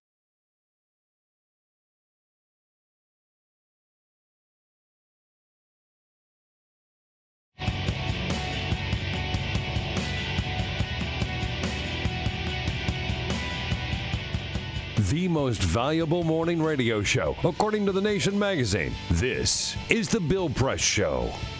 You got it 13 minutes before the top of the hour, winding up here on this Monday, November 2nd, with Matt Laslo from Public Radio reporter. So, Matt, what's up with beer? So, I mean, if we're talking about, it's delicious. Yes. Yeah. I mean, Homer Simpson approves. Chris Christie said it in the debate. Why are we talking about fantasy football, right? We ought to be talking about the real issues. Is the House really talking about beer? Oh, yeah, of course. Beer's the hot topic this week. By Wednesday, we should see the proposed details of this merger between AB InBev and Miller Coors, which, if allowed to happen, that would give them 70% control of U.S. beer sales. And globally, about every 1 in 3 beers would be controlled by this behemoth conglomerate. That's monstrous. Well, what about all the craft beers? Well, so here's the thing. So I have this piece up this morning in the Daily Beast. Oh, What's it called? DailyBeast.com? Is that where you find it? Yeah. Yeah. Okay, good. Can Capitol Hill crush a beer monopoly? Uh-huh. And so right now lawmakers are looking into this. They really don't know what to do. It'll come down to the Department of Justice. So so you asked about craft beer. Here's the thing, where these companies are so cynical. They've been going and buying up all these craft breweries. Oh, yeah. So now Goose Island is owned by InBev. If you look through the list, Red Hook is partially owned by them. Kona is partially owned by them. So they're also buying up all these distributor chains. So the DOJ is also investigating them for monopolies, because you can go into your local store and you'll see craft beers there. But if it's Goose Island and 10 Barrel from Bend, Oregon, they're now owned by InBev. So you'll see Budweiser and all this, Bud Light Lime. Disgusting. Your favorite. I know. Yeah. You'll see all that, and then you'll see these craft beers that are probably going to be InBev too. So they're just going to push out all the little guys. And you can tell I'm a craft beer fan. Yeah. I wear my bias on my sleeve on this Hey, one. love what you do, and you'll never work a day in your life. I know, right? So we'll see. Lawmakers are looking at some lawmakers. Shelley Pingree from Maine. I was tipped off on this. I was going up with my fiance to look at wedding spots a couple weekends ago. I get on the plane, and there's Congresswoman Pingree. I'm like, hey, Congresswoman, what are you working on? She's like, I'm actually writing a craft beer petition right now to oppose this. So she tipped me off to it. I was like, hey, let's get a beer. So we got a beer last week at Blue Jacket, this craft brewery down by the National Stadium. Yeah, they're big we have fans. Greg in here. We're all the big time. fans Nice. of theirs. They've been in here how many times, Peter? Several dozen times. Dozen Bring times, us yeah. beers. And so she's going to work with her progressive network and really try to get a lot of petitions or a lot of signatures on a petition.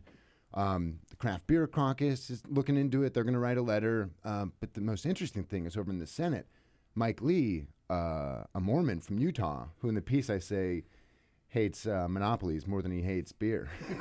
He's looking into Probably this. never had a beer. Probably not. Yeah. Poor guy. Mormons aren't allowed to. Yeah, can't have a beer. But Salt Lake City has some great craft breweries. Yeah. So his constituents care about it. So him and Senator Klobuchar from Minnesota, they're going to do some hearings into this. The great thing about that is they get these people under oath, and they can really light them up. But like we've seen with MLB and steroids, Congress doesn't really take their right to hold these people to their oath very seriously. Right. Yeah. So we'll see. It can have teeth, though, and they say what they do is then present the record from that to the DOJ, which they have a little more investigative power. It is inching towards a monopoly when you look at all of the competition. If it's 70%, that's certainly a monopoly. But when you look at all the people who try and break out of that business, right, or I should say that company, and start a craft beer business, when all they do is just get bought.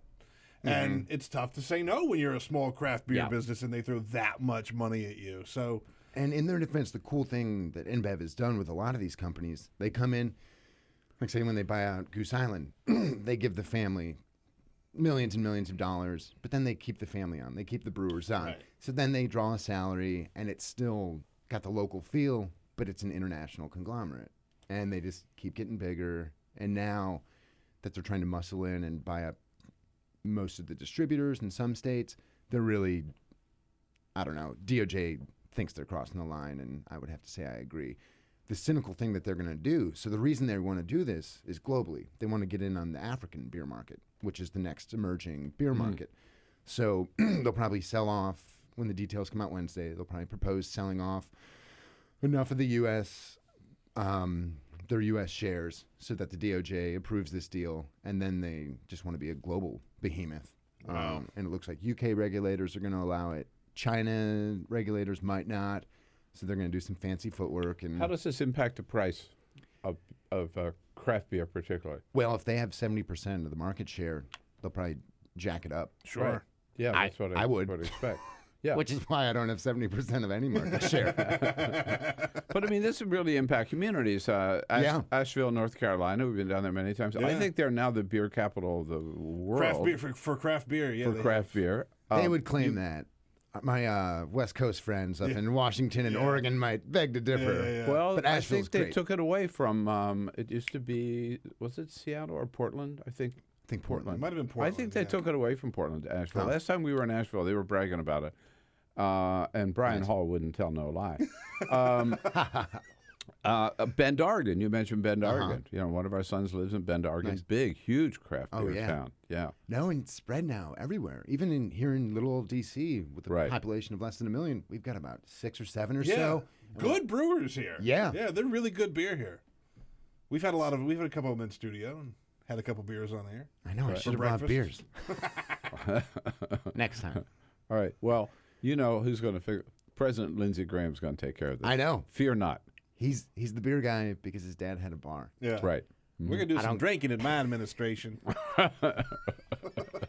Lindsey's on the case. Don't worry about it. He knows what the kids like. Yeah. Oh, yeah, man. Matt, it's good to see you. Good to see you as well. People follow you on Twitter at Matt Laslo, right? Yes, sir. Easy enough. LASLO at Matt Laslo. Thanks. Have fun. Come in again. Bring the beer next time. Yes, sir. All right, and I'll be back with a quick parting shot. Get social with Bill Press. Like us at facebook.com/Bill Press Show. This is the Bill Press Show.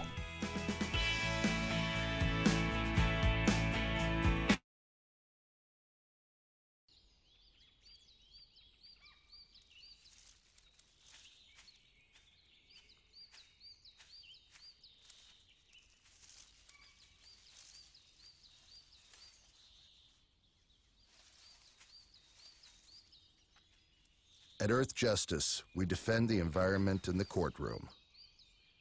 Join our fight. When you take a seat, you take a stand. Earth Justice, because the Earth needs a good lawyer.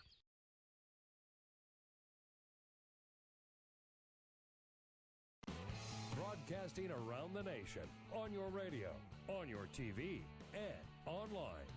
This is the Bill Press Show. Hey, friends and neighbors, what do you say? Good morning. Great to see you this morning. This is the Bill Press Show. We're coming to you live from our nation's capital, Washington, D.C., bringing you up to date on all the news of the day, whether it's happening here in our nation's capital, around the country, around the globe. Coming to you live on your local progressive talk radio station, on Free Speech TV, and worldwide on our video stream, TawkrTV. Events in the nation's capital. Hi, everybody. It's Bill Press. This year marks the 10th anniversary of doing the Bill Press Show, every day covering the news of the day with the nation's top newsmakers, either on the line or in our studio right here on Capitol Hill in Washington, D.C. Not only that, I go to the White House briefings every day to get answers to the top questions of the day. Bottom line, if it's happening in Washington, D.C., either at the White House or the Capitol, we are all over it. Every day, we welcome to our studio political leaders and reporters and labor leaders and newsmakers to help us understand the issues of the day. You know, we started out as a radio show only, but over the years, we have branched out to all forms of the new media. So today, we're not just a radio show. We are podcasting, streaming audio, streaming video, and we are simulcast live on Free Speech TV nationwide, reaching out to 40 million households on Free Speech TV, in addition to hundreds of thousands on local radio stations and online. AFGE is so proud to be associated with this show and looks forward to being working with Bill and this show for a long time. Bill Press is the right man at the right time with the right message. And thanks to the Bill Press Show, we get our message out to thousands and thousands of people every day. Thank you, Bill Press. The Teamsters are a proud partner with Bill Press on his show, telling the truth about what's going on with working families. Tune in. Yes, it's been a fun and exciting 10 years so far for the Bill Press Show. We're looking forward to many more with all of you, broadcasting live every morning from the nation's capital. On your radio, on TV, and online. This is the Bill Press Show.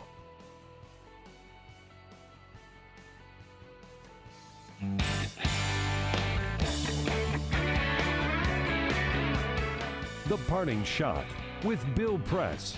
This is the Bill Press Show. Hey, remember all that talk about we would never send American ground troops into Syria? Well, guess what? Forget it. We just did. White House announcing on Friday that President Obama's ordered some 50 American advisors into Syria to assist local forces in fighting ISIS. This on top of 3,500 American troops recently sent back into Iraq. And of course, the White House insists our troops in Syria are there not to fight ISIS, but to assist others in doing so. Therefore, they're technically not combat troops, which is nonsense. American pilots are flying bombing raids every day over Syria, and now American troops in whatever capacity are on the ground. For President Obama, that's 3 wars at one time. A new war in Syria, a rekindled war in Iraq, and an extended war in Afghanistan, which, if I remember correctly, is just the opposite of what he promised us. Hey, folks, have a great day. Come back and see us again This is the tomorrow. Bill Press Looking for Show. you.